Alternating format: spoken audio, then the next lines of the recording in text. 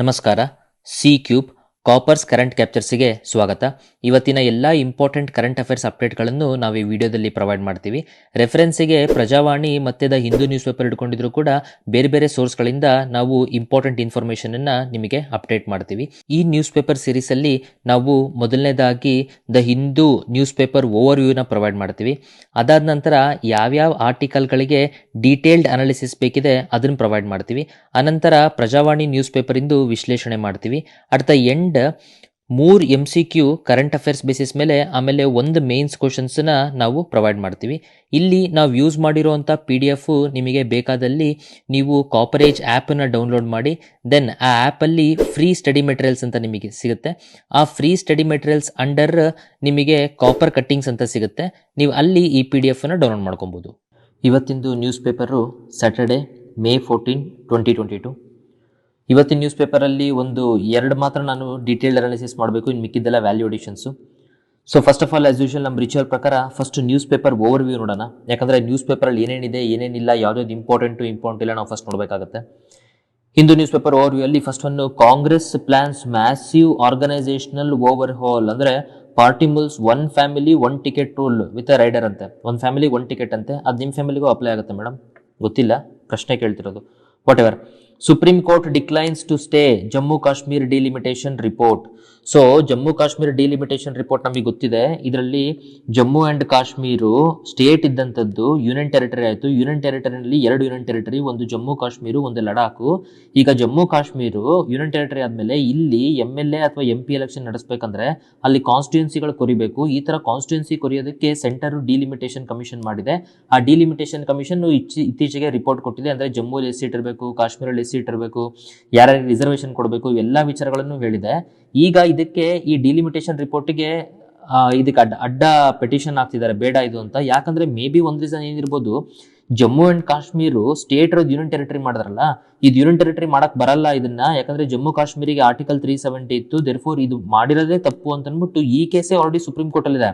ಹಾಗಾಗಿ ಅದ್ರ ಜೊತೆಗೆ ಡಿಲಿಮಿಟೇಷನ್ ಕಮಿಷನ್ ಸೆಟ್ ಮಾಡಿರೋದು ಒಂದು ತಪ್ಪು, ಅದಾದ್ಮೇಲೆ ಡಿಲಿಮಿಟೇಷನ್ ಕಮಿಷನ್ ರಿಪೋರ್ಟ್ ಕೊಟ್ಟೋದು ತಪ್ಪು ಅಂತ ಅಂದ್ಬಿಟ್ಟು ಈ ತರ ಎಲ್ಲಾ ವಿಚಾರವಾಗಿ ಪೆಟಿಷನ್ಸ್ ಆಗ್ತಿದ್ದಾರೆ. ಅದಕ್ಕೋಸ್ಕರ ಇಲ್ಲಿ ಸುಪ್ರೀಂ ಕೋರ್ಟ್ ಜಸ್ಟಿಸ್ ಚೆನ್ನಾಗಿ ಕೇಳಿದಾರೆ ನೋಡ್ರಿ. Why did you take 2 years to challenge the delimitation notification? ಇಷ್ಟೇ ನೋಟಿಫಿಕೇಶನ್ ಬಂದಿತ್ತು, ಯಾಕೆ? ದೆನ್ ನೀನು ಡಿಲಿಮಿಟೇಷನ್ ಕಮಿಷನ್ ಫಾರ್ಮೇಶನ್ಗೆ ಹೇಳ್ತಿದ್ಯಾ ಅಥವಾ ಅದು ರಿಪೋರ್ಟ್ ಕೊಟ್ಟಿದ್ಯಲ್ಲ ಅದಕ್ಕೆ ಹೇಳ್ತಿದ್ಯಾ ಅಂತ ಅಂದ್ಬಿಟ್ಟು. ಜಸ್ಟಿಸ್ ಸಾಹೇಬ್ರೆ, ನಿಮಗೆ ಆಲ್ರೆಡಿ ನಿಮಗೆ ಗೊತ್ತಿರಬೇಕು, ಜನ ಇವೆರಡಕ್ಕೂ ಕೂಡ ಅವ್ರು ಅಪೋಸ್ ಮಾಡ್ತಿಲ್ಲ. ಜನ ಅಪೋಸ್ ಮಾಡ್ತಿರೋದೇನು, ಆರ್ಟಿಕಲ್ 370 ನೀವು ಹೆಂಗ್ ತೆಗೆದ್ರಿ, ಅದ್ರದ್ದು 2 years ಇಂದ ಇನ್ನ ಕೋರ್ಟ್ ಕೇಸಲ್ಲಿ ನಡೀತಿದೆಯಲ್ಲ, ನೀವು ಹಾಲಿಡೇಗೆ ಹೋಗಿದ್ರಲ್ಲ, ಹಾಲಿಡೇ ಇಂದ ಹೊರಗಡೆ ಬಂದ್ಬಿಟ್ಟು ಫಸ್ಟ್ ನೀವು ಇದ್ರ ಬಗ್ಗೆ ಇಂಪಾರ್ಟೆಂಟ್, ಇದು ಜಸ್ಟಿಸ್ ಲೇಟ್ ಆಗ್ತಿದೆ, ಇದ್ರ ಬಗ್ಗೆ ನೀವು ಫಸ್ಟ್ ಕೇಸ್ ತಗೊಬೇಕು. ಹಾಗಾಗಿ ಮೇನ್ ಮೂಲ ಇರೋದು ಅದು. ಅದನ್ನ ಹಿಡ್ಕೊಂಡು ಇವೆಲ್ಲಾ ವಿಚಾರಗಳು ಸಬ್ ಪ್ರಾಡಕ್ಟ್. ಇದ್ರ ಮೇಲೆ ಆಬ್ವಿಯಸ್ಲಿ ಮತ್ತೆ ಜನ ಪೆಟಿಷನ್ ಹಾಕೇ ಹಾಕ್ತಾರೆ. ಸೊ ಹಾಗಾಗಿ ನೀವು ಮೊದಲು ಆ ಕೇಸನ್ನ ಎತ್ಕೊಬೇಕು. Next 27 dead in massive fire in Delhi. Blaze broke out in building near whatever metro station. ಇದು ನಮಗೆ ಏನಂತಂದ್ರೆ ನೋಡ್ರಿ, ಒಂದ್ 2 ದಿನ ಆದ್ಮೇಲೆ ಆಬ್ವಿಯಸ್ಲಿ ಫೈರ್ ಸೇಫ್ಟಿ ಏನಿರಬೇಕು ಅರ್ಬನ್ ಏರಿಯಾದಲ್ಲಿ ಅಂತ ಅಂದ್ಬಿಟ್ಟು ನಮಗೆ ಒಂದು ಆರ್ಟಿಕಲ್ ಬಂದೇ ಬರುತ್ತೆ. ನ್ಯೂಸ್ ಪೇಪರ್ನ ಆಲ್ಮೋಸ್ಟ್ 10 ವರ್ಷದಿಂದ ಓದ್ತಾ ಬಂದಿದ್ದೀನಿ. ಹಾಗಾಗಿ ಇದ್ರ ಮೇಲೆ ಒಂದು ಆರ್ಟಿಕಲ್ ಬಂದೇ ಬರುತ್ತೆ, ನಾ ಹೇಳ್ತೀನಿ. ಆ ಆರ್ಟಿಕಲ್ ಬಂದಾಗ ಅಲ್ಲಿ ಸರ್ಟೆನ್ ಕಂಡೀಷನ್ಸ್ ಏನಿದೆ ಅದನ್ನ ನೋಡಬೇಕು. ಇದನ್ನ ಜಸ್ಟ್ ಎಕ್ಸಾಂಪಲ್ ಅಥವಾ ನಾವು ಕೇಸ್ ಸ್ಟಡಿ ಆಗಿ ನೋಡೋಣ. 27 dead in massive fire in Delhi. Next ಇದು ನೋಡಿ, it is criminal to start schools without facility. ಈಗಿನ ಕಾಲದಲ್ಲಿ ಒಂದು ಚಿಕ್ಕ ರೂಮ್ ಇಟ್ಕೊಂಡ್ಬಿಟ್ಟು ಅಲ್ಲೇ ಸ್ಕೂಲ್ ಸ್ಟಾರ್ಟ್ ಮಾಡ್ತಿದ್ದಾರೆ. ಅವ್ರಿಗೆ ಪ್ಲೇ ಗ್ರೌಂಡ್ ಇದೆಯಾ, ರಿಕ್ರಿಯೇಷನಲ್ ಫೆಸಿಲಿಟೀಸ್ ಇದೆಯಾ, ದೆನ್ ಪ್ರಾಪರ್ ವಾಶ್ರೂಮ್ಸ್ ಇದೆಯಾ, ಟೀಚರ್ಸ್ ಇದೆಯಾ, ಟೀಚರ್ ಪೀಪಲ್ ರೇಷಿಯೋ ಇದೆಯಾ, ಯಾವ್ದಿಲ್ದಂಗೆ ಸುಮ್ಮನೆ ಸ್ಟಾರ್ಟ್ ಮಾಡ್ತಿದ್ದಾರೆ. It is criminal to start schools without facility. Super ಆಗಿ ಹೇಳಿದ್ದೀರಾ ನೀವು. ಓಕೆ, ದೆನ್ ಎಸ್, ಇದು ಒಂದು ಕೇಸ್ ಸ್ಟಡಿ ಅಥವಾ ನಾವು ಎಕ್ಸಾಂಪಲ್ ಆಗಿ ತಗೊಳ್ಳೋಣ. ಏನಂದ್ರೆ ಕಾಶ್ಮೀರಿ ಫೈಲ್ಸ್ ಮೂವಿ ಬಂತಲ್ಲ, ಕಾಶ್ಮೀರಿ ಫೈಲ್ಸ್ ಮೂವಿ ಬಂದ್ಮೇಲೆ ಈ ಕಡೆ ಸೈಡ್ ಕಾಶ್ಮೀರಿ ಪಂಡಿತ್ತು ಅಲ್ಲಿ ಕಡ್ಕೊಂಡು ನಿಂತಿದ್ದಾರೆ, ಈ ಕಡೆ ಸೈಡ್ ಮುಸ್ಲಿಮ್ಸು ಅಲ್ಲಿ ಕಡ್ಕೊಂಡು ನಿಂತಿದ್ದಾರೆ. ಇವರಿಬ್ರು ಮೂವಿ ಗಲಾಟೆಯಿಂದ ಜಮ್ಮು ಕಾಶ್ಮೀರಲ್ಲಿ ಪೀಸ್ ಅನ್ನೋದು ಫಸ್ಟ್ ಆಫ್ ಆಲ್ ಇರ್ಲಿಲ್ಲ. ಈಗ ಪೀಸ್ ತರ್ತೀವಿ ಅಂದ್ರೆ ಅದ್ರ ಮಧ್ಯದಲ್ಲಿ ಮತ್ತು ಕೋಮು ಗಲಭೆ ಇವೆಲ್ಲವೂ ಒಂಥರ ಕುದಿತಿರೋ, ಏನು ಒಂದು ಬಿಸಿಯಾಗಿರೋ ಮಡಕೆ ತರ ಒಳಗಡೆನೆ ಕುದಿತಾ ಇದೆ. ಹಾಗಾಗಿ ಕಾಶ್ಮೀರಿ ಮುಸ್ಲಿಂ ಒಬ್ರು ಮತ್ತೆ ಪಂಡಿತ್ ಒಬ್ರು ಇಬ್ರು ಸೇರ್ಕೊಂಡ್ಬಿಟ್ಟು ಒಂದು ಮೂವಿ ಮಾಡಿದ್ದಾರೆ. ಆ ಮೂವಿ ಹೆಸರು ಗುಡ್ ನ್ಯೂಸ್ ಅಂತ ಅನ್ಬಿಟ್ಟು. ಈ ಮೂವಿ ಯಾಕೆ ಇವಾಗ ತೆಗೆದಿದ್ದಾರೆ ಅಂತಂದ್ರೆ, ಏನು ಕಾಶ್ಮೀರಿ ಫೈಲ್ಸ್ ಜನ ಮಧ್ಯದಲ್ಲಿ ಎತ್ಕಟ್ಟೋ ತರ ಆಗಿತ್ತು ಅಂತ ಅಂದ್ಬಿಟ್ಟು ಹೇಳ್ತಾರಲ್ಲ, ಅದನ್ನ ಶಮನಗೊಳಿಸೋದಕ್ಕೆ ಇವರಿಬ್ರು ತುಂಬಾ ಚೆನ್ನಾಗಿದ್ರು ಮುಂಚೆಯಿಂದ ಅಂತ ಅಂದ್ಬಿಟ್ಟು ತೋರಿಸೋದಕ್ಕೆ ಈ ಮೂವಿ ಇದನ್ನ ರಿಲೀಸ್ ಮಾಡಿದ್ದಾರೆ. It's good. Okay, next sheet ಅಲ್ಲಿ ಎಕ್ಸಾಮ್ ಪಾಯಿಂಟ್ ಆಫ್ ವ್ಯೂ ಇಂದ ನಮಗೆ ಯಾವುದು ಇಂಪಾರ್ಟೆಂಟ್ ಇಲ್ಲ. ಅದರ್ next exam point of view ಇಂದ ಯಾವುದು ಇಂಪಾರ್ಟೆಂಟ್ ಇಲ್ಲ once again. Then total advertisement. Next BJP Karnataka panel to meet today to discuss Rajya Sabha and MLC polls. Rajya Sabha ಆಗಲಿ MLC ಆಗಲಿ ಇವೆರಡೂ ಕೂಡ ಎಲೆಕ್ಷನ್ ನಡೆಯುವಂಥದ್ದು proportional representation by means of single transferable vote. ಹಂಗಂದ್ರೆ ಏನು ಅಂತ ಅಂದ್ಬಿಟ್ಟು ಡೀಟೇಲ್ ನಾನು first past the post system, ಆಮೇಲೆ proportional representation by means of single transferable vote ಇವೆರಡಕ್ಕೂ ಡಿಫ್ರೆನ್ಸ್ ಅನ್ನ ಹೇಳಿದೀನಿ. ಪ್ರೆಸಿಡೆಂಟ್ ಎಲೆಕ್ಷನ್ನು, ವೈಸ್ ಪ್ರೆಸಿಡೆಂಟ್ ಎಲೆಕ್ಷನ್ನು, ರಾಜ್ಯಸಭಾ ಎಲೆಕ್ಷನ್ನು ಮತ್ತೆ MLC ಎಲೆಕ್ಷನ್ನು ನಾಲ್ಕಕ್ಕೂ ಕೂಡ proportional representation by means of single transferable vote ಮಾಡ್ತಾರೆ. ರಾಜ್ಯಸಭಾ ಆಗಲಿ MLC ಆಗಲಿ ಇವೆರಡಕ್ಕೂ 6 years ಇರೋದ್ರಿಂದ 1/3 ಮೆಂಬರ್ಸ್ ಪ್ರತಿ 2 ವರ್ಷಕ್ಕೂ ಇವರು ಖಾಲಿ ಆಗ್ತಾ ಹೋಗ್ತಾರೆ. ದೆನ್ ಇದಕ್ಕೆ ಎಲೆಕ್ಷನ್ಸ್ಗೆ ಆಬ್ವಿಯಸ್ಲಿ ಇಲ್ಲಿ ಗವರ್ನರ್ ರೆಪ್ರೆಸೆಂಟೇಷನ್, ಲೋಕಲ್ ಬಾಡಿಯಿಂದ, ಟೀಚರ್ಸ್ ಇಂದ, ಆಮೇಲೆ ಗ್ರಾಜುಯೇಟ್ಸ್ ಇಂದ ಎಲ್ಲದರಿಂದನೂ ಕೂಡ ರೆಪ್ರೆಸೆಂಟೇಷನ್ಸ್ ಬರುತ್ತೆ. ಬಟ್ ರಾಜ್ಯಸಭಾ ಆಗಲಿ MLC ಆಗಲಿ ಇದು ಇಂಡೈರೆಕ್ಟ್ ಎಲೆಕ್ಷನ್ ನಡೆಯುವಂಥದ್ದು, ಜನ ವೋಟ್ ಮಾಡಲ್ಲ ರಾಜ್ಯಸಭಾ ಎಲೆಕ್ಷನ್ಗೆ ಮತ್ತೆ MLC ಎಲೆಕ್ಷನ್ಗೆ. ದೆನ್ MLC ಅಂತ ನೋಡೋದಾದ್ರೆ ಕೆಲವು ಸ್ಟೇಟ್ ಅಲ್ಲಿ ಮಾತ್ರ MLC ಇದೆ. ಮೊದಲು ಜಮ್ಮು ಕಾಶ್ಮೀರಲ್ಲಿ ಇತ್ತು, ಈಗಿಲ್ಲ. ದೆನ್ ಅದಾದ್ಮೇಲೆ ಕರ್ನಾಟಕ, ಉತ್ತರ ಪ್ರದೇಶ, ದೆನ್ ಅದಾದ್ಮೇಲೆ ಮಧ್ಯಪ್ರದೇಶ, ಆಮೇಲೆ ಬಿಹಾರ, ಆಂಧ್ರ ಪ್ರದೇಶ ಮತ್ತೆ ತೆಲಂಗಾಣ ಇಷ್ಟಲ್ಲಿ ಮಾತ್ರ ಈಗ ಇರುವಂಥದ್ದು MLC. ಓಕೆ, ದೆನ್ ಇಲ್ಲೂ ಕೂಡ 2 Kolhapur villages ring in a revolution. ಇದು ಕೂಡ very beautiful example, case study ಆಗಿ ಯೂಸ್ ಮಾಡಬಹುದು. ಕೊಲ್ಲಾಪುರಲ್ಲಿ ವಿಲೇಜ್ ಇದೆ, ಅದರಲ್ಲೂ ಒಂದು ಫೇಮಸ್ ವಿಲೇಜ್ ಇದೆ ಮನ್ಗಾವನ್ ಅಂತ ಅಂದ್ಬಿಟ್ಟು. ಈ ಮನ್ಗಾವನ್ ವಿಲೇಜ್ ಕೊಲ್ಲಾಪುರ್ ಡಿಸ್ಟ್ರಿಕ್ಟ್ ಅಲ್ಲಿ ಇರೋದು. ಮುಂಚೆಯಿಂದನೇ ಇದು ಫೇಮಸ್ ಅಂತೆ. ಯಾಕೆ ಫೇಮಸ್ ಅಂತಂದ್ರೆ ಬಾಬಾ ಸಾಹೇಬ್ ಅಂಬೇಡ್ಕರ್ ಮತ್ತೆ ಛತ್ರಪತಿ ಶಾಹುಜಿ ಮಹಾರಾಜು 1920ನಲ್ಲಿ ಅನ್ಟಚಬಿಲಿಟಿ ಅಗೇನೆಸ್ಟ್ ಈ ವಿಲೇಜ್ ಅಲ್ಲಿ ಫಸ್ಟ್ ಜಾಯಿಂಟ್ ಕಾನ್ಫರೆನ್ಸ್ ಇವ್ರು ಮಾಡಿದ್ರು. ಹಾಗಾಗಿ ಫಸ್ಟ್ ಇಂದನೇ ಫೇಮಸ್ ಇದೆ. ಈಗ ಮತ್ತೆ ಇದು ನ್ಯೂಸ್ ಅಲ್ಲಿ ಇದೆ, ಯಾಕಂದ್ರೆ ಈ ಮನ್ಗಾವನ್ ಗ್ರಾಮ ಸಭಾ ಇದೆಯಲ್ಲ, ಅವರು ಒಂದು ರೆಸೊಲ್ಯೂಷನ್ ಪಾಸ್ ಮಾಡಿದ್ದಾರೆ. ಏನಂದ್ರೆ no women in the village would undergo the painful ritual of widowhood. ಹಾಗಾಗಿ ಯಾರಾದ್ರೂ ವುಮೆನ್ ವಿಡೋ ಆದ್ರು ಅಂತಂದ್ರೆ ಅವರಿಗೆ ಬಳೆ ಹೊಡೆಯೋದು, ಹಣೆ ಕುಂಕುಮ ಮಾಡಿಸೋದು ಇವೆಲ್ಲ ನಮ್ಮ ಕನ್ನಡ ಮೂವಿಲಿ ತೋರಿಸಿದಾರಲ್ಲ ಆಗಿನ ಕಾಲದಲ್ಲಿ, ಆ ಥರದ್ದೆಲ್ಲ ಮಾಡ್ತಾರೆ. ಹಾಗಾಗಿ ಅದು ಹ್ಯೂಮ್ಯಾನಿಟಿ ಅಲ್ಲ. ಅದರಲ್ಲೂ ಕೂಡ ಈಗ COVID-19 ಬಂದ್ಮೇಲೆ ಅದರಲ್ಲಿ ಕೆಲವು ಡೆತ್ಗಳ ಕಾರಣದಿಂದ ಈ ಕಡೆ ಇವೆಲ್ಲವೂ ಕೂಡ ತುಂಬಾ ಜಾಸ್ತಿ ಆಗ್ತಿದೆ. ಹಾಗಾಗಿ ಇದನ್ನ ತಡಿಬೇಕು. ಅದು ಈ ತರ ವಿಲೇಜ್ ಪಾಕೆಟ್ಸ್ ಅಲ್ಲಿ ತಡಿಬೇಕು, ಅರ್ಬನ್ ಅಲ್ಲಿ ಇರಲ್ಲ. ವಿಲೇಜ್ ಅವರೇ ಯಾವಾಗ ಇವ್ರು ಎತ್ತೆಚ್ಕೊಂಡು ಈ ತರದ ರೆಸೊಲ್ಯೂಷನ್ಗಳು ಕಳಿಸ್ತಾರಲ್ಲ, ಇದು ಭಾರಿ ಒಳ್ಳೊಳ್ಳೆ ಎಕ್ಸಾಂಪಲ್ಗಳಾಗ್ತವೆ ನಮ್ಮ ದೇಶಕ್ಕೆ. ಹಾಗಾಗಿ this is a very good example and case study to use for the women empowerment. ಅದು ಬಿಟ್ರೆ ಇನ್ನ ಎಕ್ಸಾಮ್ ಪಾಯಿಂಟ್ ಆಫ್ ವ್ಯೂ ಇಂದ ಯಾವುದು ಇಂಪಾರ್ಟೆಂಟ್ ಇಲ್ಲ. Same thing. Yes, next full circle once again ಇದು ಇನ್ಫ್ಲೇಷನ್ ಬಗ್ಗೆ ಮಾತಾಡ್ತಿದೆ. ಈಗ ಇನ್ಫ್ಲೇಷನ್ ಅಲ್ಲಿ RBI ಮಾಡಿದ್ದೆಲ್ಲ ಆಯ್ತು, RBI ಮಾನಿಟರಿ ಪಾಲಿಸಿ ಮಾಡಿ ಈಗ ರೆಪೋ ರೇಟ್ ಜಾಸ್ತಿ ಮಾಡಿದ್ದಾರೆ. ಈಗ ನೀವು ಗವರ್ಮೆಂಟ್ ಏನ್ ಮಾಡ್ತಿದ್ದೀರಾ ಅಂತ ಪ್ರಶ್ನೆ ಆಗ್ತಿರೋದು. ಹಾಗಾಗಿ ನಿಮಗೆ ಇನ್ಫ್ಲೇಷನ್ ಬಗ್ಗೆ ಬೇಸಿಕ್ಸ್ ಬೇಕಂದ್ರೆ 11th May news paper analysis ಅಲ್ಲಿ ನಾನು ಆಲ್ರೆಡಿ ಇಲ್ಲಿ ಎಕಾನಮಿ ಅಂಡರ್ ಇನ್ಫ್ಲೇಷನ್ ರೀಸನ್ಸ್ ಇದನ್ನ ಎಕ್ಸ್ಪ್ಲೇನ್ ಮಾಡಿದ್ದೀನಿ, ಆಯ್ತಾ. ಅದ್ರ ಜೊತೆಗೆ ಇವತ್ತಿಂದ ಏನಿದೆ ಆರ್ಟಿಕಲ್ ಇದೆಯಲ್ಲ, ಈ ಆರ್ಟಿಕಲ್ ನ ಕೂಡ ನಾನು ನಿಮಗೆ ಡೀಟೇಲ್ಡ್ ಅನಾಲಿಸಿಸ್ ಯಾವ್ದನ್ನ ಫ್ಲೋ ಚಾರ್ಟ್ ಬರೆದ್ಬಿಟ್ಟು ನಾನು ಡೀಟೇಲ್ಡ್ ಅನಾಲಿಸಿಸ್ ಮಾಡ್ತೀನಿ. ಆ ಫ್ಲೋ ಚಾರ್ಟ್ ಗಳೆಲ್ಲ ನಿಮಗೆ ಮೇನ್ಸ್ ಎಕ್ಸಾಮಿಗೆ ಆನ್ಸರ್ ಬರೋದಕ್ಕೆ ಇಂಪಾರ್ಟೆಂಟ್. ಅದು ನಾನು ಡೀಟೇಲ್ ಅನಾಲಿಸಿಸ್ ಮಾಡ್ತೀನಿ, ತಲೆ ಕೆಡಿಸ್ಕೊಂಬಿಡಿ. In next the kernel of Sri Lanka's water front protest. ಈಗ ಇಷ್ಟೆಲ್ಲ ಬೇಡ, ಇದರಲ್ಲಿ ನಮಗೆ ಇಂಪಾರ್ಟೆಂಟ್ ಇರುವಂತದ್ದು ಏನು ಅಂತಂದ್ರೆ ಒಂದೇ ಪಾಯಿಂಟ್ ಏನು ಅಂತಂದ್ರೆ ಇಲ್ಲಿ ಶ್ರೀಲಂಕಾ ಈಗ ಹೆಂಗೆ ನಾವು ಜಂತರ್ ಮಂತರ್ ಅಲ್ಲಿ ಅಥವಾ KPSC ಅವರೆಲ್ಲ ಸೇರ್ಕೊಂಡು ಫ್ರೀಡಂ ಪಾರ್ಕ್ ಅಲ್ಲಿ ಪ್ರೊಟೆಸ್ಟ್ ಮಾಡ್ತಾರಲ್ಲ, ಆ ತರ ಒಂದು ಶ್ರೀಲಂಕಾದಲ್ಲಿ ಪ್ರೆಸಿಡೆಂಟ್ ಸೆಕ್ರೆಟೇರಿಯೇಟ್ ಎದುರುಗಡೆ ಒಂದು ಜಾಗ ಮಾಡ್ಕೊಂಡಿದ್ದಾರೆ. ಆ ಜಾಗದಲ್ಲಿ ಪ್ರೊಟೆಸ್ಟ್ ಮಾಡ್ತಿದ್ದಾರೆ. ಅದಕ್ಕೆ ಹೆಸರು ಇದೆ. ಆ ಹೆಸರು ಏನು ಅಂತಂದ್ರೆ ಗೋಟಾಗೋ ಗಾಮಾ ಅಂತ. ಸೊ ಗೋಟಾಗೋ ಗಾಮಾ ಅಂತಂದ್ರೆ it is a space carved out by the protester in front of presidential secretariat. ಹಾಗಾಗಿ ಶ್ರೀಲಂಕಾದಲ್ಲಿ ಇದೊಂದು ಫೇಮಸ್ ಚಾಂಟ್ ಆಗಿದೆ, ಏನು ಗೋಟಗೋ ಗಾಮ ಅಂತ. ಹಂಗಂದ್ರೆ ಬಾ ವಾಪಸ್ ವಿಲೇಜ್ ಹೋಗೋಣ ಅಂತ ಅನ್ಬಿಟ್ಟು ಗೋಟಗೋ ಗಾಮ ಅಂದ್ರೆ ಅದು ಫೇಮಸ್ ಇದೆ. ಹಾಗಾದ್ರೆ ಏನಿದು ಶ್ರೀಲಂಕಾದಲ್ಲಿ ಗಲಾಟೆ ಇಶ್ಯೂಸ್ ಯಾಕೆ ಕ್ರೈಸಿಸ್ ಆಗಿದೆ ಅಂತಂದ್ರೆ 15th April ಅಲ್ಲಿ ನಾನು ಆಲ್ರೆಡಿ ಇಂಟರ್ನ್ಯಾಷನಲ್ ರಿಲೇಷನ್ಸ್ ಅಲ್ಲಿ IR ಅಲ್ಲಿ ಶ್ರೀಲಂಕಾ ಕ್ರೈಸಿಸ್ ಹೇಳಿದೀನಿ. ಮತ್ತೆ 19th April ಅಲ್ಲಿ ಅದ್ರದ್ದು ಇನ್ನ ಅಪ್ಡೇಟೆಡ್ IR ಶ್ರೀಲಂಕಾದಲ್ಲಿ ಹೇಳಿದೀನಿ. ಈ ಎರಡನ್ನು ನೋಡಿ ದೆನ್ ನೀವಿಲ್ಲಿ ಗೋಟಗೋ ಗಾಮಾಗೆ ಬನ್ನಿ. Okay, then actions that corrode the steel frame of India. Actually ಏನಾಗಿದೆ, ಭಾರತದಲ್ಲಿ ಕೋಮುಗಲಭೆ ಆಮೇಲೆ ಇಂಟಾಲರೆನ್ಸ್ ಜಾಸ್ತಿ ಆಗ್ತಿದೆ ಅಂತ ಅಂದ್ಬಿಟ್ಟು ರಿಟೈರ್ಡ್ ಆದಂತ ಕೆಲವು IAS ಬ್ಯೂರೋಕ್ರಾಟ್ಸ್ಗಳು ಇವರೆಲ್ಲ ಒಂದು ಗ್ರೂಪ್ ಮಾಡ್ಕೊಂಡ್ಬಿಟ್ಟು ಅವರು ಪ್ರೈಮ್ ಮಿನಿಸ್ಟರ್ ಲೆಟರ್ ಬರೆದಿದ್ದಾರೆ. ನೀವು ನಡೆಸ್ತಿರುವಂತ ಈ ಒಂದು ದೇಶದಲ್ಲಿ ಇವಾಗ ಕೋಮುಗಲಭೆ, ಇಂಟಾಲರೆನ್ಸ್, ಮುಸ್ಲಿಂ ಮೇಲೆ ಅಟ್ಯಾಕ್ ಜಾಸ್ತಿ ಆಗಿದೆ ಅಂತ ಅಂದ್ಬಿಟ್ಟು ಇವ್ರು ಹೇಳ್ತಿದ್ದಾರೆ. ಹಾಗಾಗಿ ಅದು ಬರ್ತಿದ್ದಂಗೆ ದೆನ್ ಶಾರ್ಟ್ಲಿ ಇನ್ನೊಂದು ಗ್ರೂಪ್ ಬಂದ್ಬಿಡ್ತು, ದಟ್ ಈಸ್ ಕನ್ಸರ್ನ್ ಸಿಟಿಸನ್ಸ್ ಅಂತ. ಅವರು ಇಲ್ಲ ಅವರೆಲ್ಲ ಆಫೀಸರ್ಸ್ ಹೇಳ್ತಿರೋ ತಪ್ಪು ಅಂತ ಇದು ಇನ್ನೊಂದು ಬ್ಯೂರೋಕ್ರಾಟ್ಸ್ ಗ್ರೂಪ್ ಬಂತು. ಸೊ ಹಾಗಾಗಿ ಇದು ಈ ರೀತಿಯಾದಂತಹ ಗಲಾಟೆ, ಅದು especially the bureaucrats who always should maintain the neutrality even after they retire. So ಅದು ರೂಲ್ ಅಲ್ಲ, but even after the retire they maintain the neutrality. For them the country and the administration is important rather then the party. ಹಾಗಾಗಿ ಇದು ಈ action ನಮ್ಮ steel frame ಅನ್ನ ಕೊರೋಡ್ ಮಾಡುತ್ತಾ ಅನ್ನೋ ತರ ಇಲ್ಲಿ ಕೇಳ್ತಿದ್ದಾರೆ. ಅದು ಬಿಟ್ಟರೆ ನಮಗೆ ಇನ್ ಎಕ್ಸಾಮ್ ಪಾಯಿಂಟ್ ಆಫ್ ವ್ಯೂ ಇಂದ ಮತ್ತೇನು ನಮಗೆ ಇಂಪಾರ್ಟೆಂಟ್ ಇಲ್ಲ. ಇನ್ನು ರೀಫ್ರೇಮಿಂಗ್ WHO ಅದು ಕೂಡ ಅಷ್ಟೇ. Then on industry barely hanging by a thread. Already ನಾವು ಬೆಂಗಾಲಲ್ಲಿ, ವೆಸ್ಟ್ ಬೆಂಗಾಲಲ್ಲಿ ಜೂಟ್ ಇಂಡಸ್ಟ್ರಿದು ಜೂಟ್ ಮಿಲ್ಗಳೆಲ್ಲ ಕ್ಲೋಸ್ ಆಗಿ ಪ್ರಾಬ್ಲಮ್ ಆಗಿದೆಯಲ್ಲ, ಅದರದ್ದು ಇಲ್ಲಿ ಒಂದು ಕೇಸ್ ಸ್ಟಡಿ ಹಿಡ್ಕೊಂಡು ಡೀಟೇಲ್ ಅನಾಲಿಸಿಸ್ ಮಾಡಿದ್ದಾರೆ. ನಮಗೆ ಅದೆಲ್ಲ ಕೇಸ್ ಸ್ಟಡಿ ಅಷ್ಟು ಇಂಪಾರ್ಟೆಂಟ್ ಅಲ್ಲ. ಹಾಗಾದ್ರೆ ಬೆಂಗಾಲಲ್ಲಿ ಜೂಟ್ ಇಂಡಸ್ಟ್ರಿದು ಏನ್ ಪ್ರಾಬ್ಲಮ್ ಆಯಿತು ಅಂತ ನಮಗೆ ಗೊತ್ತಾಗಬೇಕಾದ್ರೆ ದೆನ್ ನೀವು 2 ಮೇ ಇದರಲ್ಲಿ ಕಾಪರ್ಸ್ ಕರೆಂಟ್ ಕ್ಯಾಪ್ಚರ್ಸ್ ಅಲ್ಲೇ ನೀವೇನ್ ಮಾಡಿ, ಯೂಟ್ಯೂಬ್ ಅಲ್ಲಿ ಪ್ಲೇ ಲಿಸ್ಟ್ಗೆ ಹೋಗಿ, ಪ್ಲೇ ಲಿಸ್ಟ್ಗೆ ಹೋಗ್ಬಿಟ್ಟು ನೀವು 2 ಮೇ ಹೋದ್ರೂ ಬರುತ್ತೆ. ಇಲ್ಲಾಂದ್ರೆ ನಾನು ನೋಡ್ರಿ ಈ ವಿಡಿಯೋ ಎಕ್ಸ್ಪ್ಲೇನ್ ಮಾಡ್ತಾನೆ ನಿಮಗೆ ಇಲ್ಲಿ ವಿಡಿಯೋ ಮೇಲೆ ಒಂದು ನೋಟಿಫಿಕೇಶನ್ ಬರುತ್ತೆ ನೋಡ್ರಿ, ಐ ಬಟನ್ ಬರುತ್ತೆ. ಈ ಐ ಬಟನ್ ಅಲ್ಲಿ ನಿಮಗೆ ಇಲ್ಲಿ ಕಾಣಿಸ್ತಿದೆ ನೋಡ್ರಿ, ನೀವು ಅದನ್ನ ಕ್ಲಿಕ್ ಮಾಡಿದ್ರು ಡೈರೆಕ್ಟ್ಲಿ ಅದು ಇಲ್ಲಿಗೆ ಹೋಗುತ್ತೆ. ನೀವು ಕ್ಲಿಕ್ ಮಾಡ್ಬಿಟ್ಟು ಇಲ್ಲಿ ಜೂಟ್ ಇಂಡಸ್ಟ್ರಿ ಏನು ಅಂತ ಅಂದ್ಬಿಟ್ಟು ಇಶ್ಯೂನ ನೀವು ಇಲ್ಲಿ ನೋಡ್ಬೋದು. ಸೊ ಹಾಗಾಗಿ ಅದನ್ನ ತಿಳ್ಕೊಳ್ಳಿ, ಎಕ್ಸಾಮ್ ಪಾಯಿಂಟ್ ಆಫ್ ವ್ಯೂ ಇಂದ important. Okay, then yes, China, Russia, Pakistan to attend Shanghai cooperation organisation anti terror meet in Delhi. First of all Shanghai cooperation organisation ಅಂದ್ರೆ ಏನು ಎತ್ತ ಅದ್ರ ಬಗ್ಗೆ ಎಲ್ಲ ಬೇಸಿಕ್ಸ್ ಬೇಕು. ಹಾಗಾಗಿ ಅದನ್ನ ನಾನು ಡೀಟೇಲ್ಡ್ ಅನಾಲಿಸಿಸ್ ಕೊಡ್ತೀನಿ, ತಲೆ ಕೆಡಿಸ್ಕೊಂಬೇಡಿ. ದೆನ್ ಅದಾದ್ಮೇಲೆ ಎಸ್, ನೇಪಾಳಿಂದು ಅಷ್ಟೇ. ಈಗ ಇಲ್ಲಿ ಏನ್ ಹೇಳಿದ್ದಾರೆ, ಇದು ಯಾಕೆ ನ್ಯೂಸ್ ಅಲ್ಲಿ ಇದೆ ಅಂದ್ರೆ, ನೇಪಾಳನ್ನ ಹೋಗಿ ಇಂಡಿಯಾ ಮೀಟ್ ಆಗೋದು ದೊಡ್ಡ ವಿಚಾರ ಅಲ್ಲ. ನಾವು ಹೆಚ್ಚು ಕಮ್ಮಿ ಸಿಕ್ಕಿಂ ಟ್ರಿಪ್ಗೆ ಹೋದ್ರೆ ಆ ಕಡೆ ನೇಪಾಳ ಕಾಣುತ್ತೆ. ಸೊ ನೇಪಾಳ, ನಮ್ಮ ಪ್ರೈಮ್ ಮಿನಿಸ್ಟರ್ ನೇಪಾಳ ಹೋಗಿರೋ ದೊಡ್ಡ ವಿಚಾರ ಅಲ್ಲ, ಈ ಮೂಮೆಂಟ್ ಅಲ್ಲಿ ಹೋಗಿರುವಂತ ದೊಡ್ಡ ವಿಚಾರ. ಯಾಕೆ ಅಂತಂದ್ರೆ ನೇಪಾಳ ಭಾರತ ಆಲ್ಮೋಸ್ಟ್ ಲಾಸ್ಟ್ ವರ್ಷ ಕಾಲಾಪಾನಿ ವಿಚಾರಕ್ಕೆ, ದೆನ್ ಸುಸ್ತ ಒಂದು ಪ್ಲೇಸಿಗೆ, ಇವೆಲ್ಲದಕ್ಕೂ ತುಂಬಾ ಡಿಸ್ಪ್ಯೂಟ್ ಆಗಿತ್ತು. ಆ ಡಿಸ್ಪ್ಯೂಟ್ ಆದ್ಮೇಲೆ ಇವಾಗ ಪ್ರಧಾನಮಂತ್ರಿ ಫಸ್ಟ್ ಟೈಮ್ ಹೋಗಿದ್ದಾರೆ. ಹಾಗಾದ್ರೆ ಕಾಲಾಪಾನಿ ಸುಸ್ತಾ ಡಿಸ್ಪ್ಯೂಟಿಂಗ್ ಅಂದ್ರೆ ಏನು ಅಂತ ಅಂದ್ಬಿಟ್ಟು ನಾವು ಡೀಟೇಲ್ಡ್ ಅನಾಲಿಸಿಸ್ ನೋಡ್ಬೇಕಾಗತ್ತೆ. ಅದನ್ನ ಡೀಟೇಲ್ಡ್ ಅನಾಲಿಸಿಸ್ ಕೊಡ್ತೀನಿ, ತಲೆ ಕೆಡಿಸ್ಕೊಂಬೇಡಿ.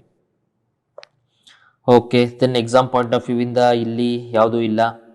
Then yes, monsoon to arrive early over Kerala.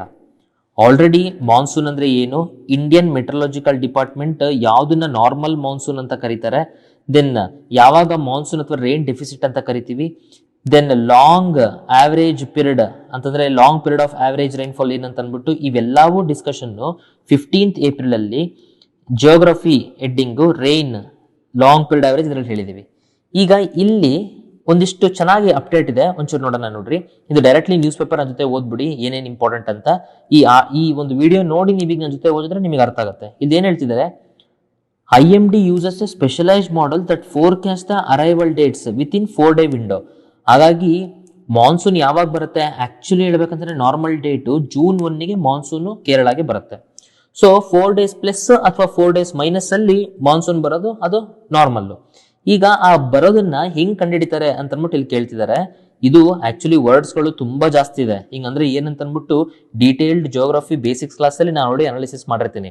ಈಗ ಜಸ್ಟ್ ಇದನ್ನ ನೋಡಿ ನೀವು, ಏನಂದ್ರೆ ಯಾವ್ಯಾವ ಇಂಡಿಕೇಟರ್ಸ್ ತಗೊಂತಾರೆ ಅಂದ್ರೆ, minimum temperature over north west India ಎಷ್ಟಿದೆ ಒಂದು, ಎರಡನೇದು pre monsoon rainfall peak over south ಪೆನಿನ್ಸುಲಾದಲ್ಲಿ ಮುಂಗಾರು ಮಳೆ ಎಷ್ಟು ಬಂದಿದೆ, ದೆನ್ ಸೌತ್ ಚೈನಾ ಸಿ ಅಲ್ಲಿ ರೇಡಿಯೇಷನ್ಸ್ ಏನಿದೆ, ದೆನ್ ಅದಾದ್ಮೇಲೆ ಇಲ್ಲಿ ಯಾವುದು lower troposphere zonal winds Indian ocean ಅಲ್ಲಿ, ದಟ್ ಈಸ್ ಝೋನಲ್ ವಿಂಡ್ಸ್ ಎಷ್ಟಿದೆ ಇಲ್ಲಿ, ಅಪ್ಪರ್ ಟ್ರೋಪೋಸ್ಪಿಯರ್ ಅಲ್ಲಿ ಝೋನಲ್ ವಿಂಡ್ಸ್ ಏನಿದೆ, next east equatorial Indian ocean ಅಲ್ಲಿ ಏನಿದೆ, ದೆನ್ ಆಮೇಲೆ ಔಟ್ ಗೋಯಿಂಗ್ ಲಾಂಗ್ ರೇಡಿಯೇಷನ್ಸ್ ಏನಿದೆ, ಇವೆಲ್ಲ ವಿಚಾರಗಳನ್ನು ಇವರಲ್ಲಿ ಕನ್ಸಿಡರ್ ಮಾಡ್ತಾರೆ. ಜಸ್ಟ್ ಇದು ನಿಮಗೆ ಗೊತ್ತಿರಬೇಕು, ಅಕಸ್ಮಾತ್ MCQಗೆ 3-4 ಆಪ್ಷನ್ ಕೊಡುವಂತ ಪ್ರಶ್ನೆಗಳಲ್ಲಿ ಇಂಥವು ಬರ್ತವೆ.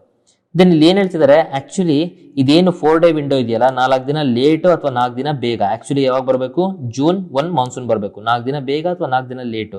ಈ 4-day ವಿಂಡೋ ಇದೆಯಲ್ಲ, ಆಲ್ಮೋಸ್ಟ್ ಎಲ್ಲಾ ಸತಿನೂ ಮಾನ್ಸೂನ್ ಇಷ್ಟೊಳಗಡೆ ಬಂದಿದೆ, ಎಕ್ಸೆಪ್ಟ್ 2015 ಅಲ್ಲಿ ಇದು ಆ ವಿಂಡೋ ಬಿಟ್ಟು ಬಂದಿದೆ. ಸೊ ಹಾಗಾಗಿ ಅದು ಬಿಟ್ಟರೆ ಮಿಕ್ಕಿದೆಲ್ಲದು ನಮಗೆ ಕರೆಕ್ಟ್ ಆಗಿ ಬಂದಿದೆ. ನೆಕ್ಸ್ಟ್ ಇಲ್ಲಿ ಏನ್ ಹೇಳ್ತಿದೆ, the monsoon arrival over India is marked by rain over south Andaman sea. Very important. Monsoon ಬಂದಿದೆ ಅಂತ ಯಾವಾಗ ಹೇಳ್ತೀವಿ, ಸೌತ್ ಅಂಡಮಾನ್ ಸಿ ಅಲ್ಲಿ ರೈನ್ ಬಂತು ಅಂತಂದ್ರೆ, ಈಗ ಇಂಡಿಯಾ ನಾವು ತಗೊಂಡ್ರೆ ಸೌತ್ ಅಂಡಮಾನ್ ಸಿ ಅಲ್ಲಿ ರೈನ್ ಬಂದ್ಬಿಟ್ಟು ದೆನ್ ಯಾವಾಗ ಹಿಂಗ್ ಮೇಲೆ ಹೋಗುತ್ತಲ್ಲ, ಇವಾಗ ನಾವು ಮಾನ್ಸೂನ್ ಬಂದಿದೆ ಅಂತ ಅಂದ್ಬಿಟ್ಟು ಹೇಳ್ತೀವಿ.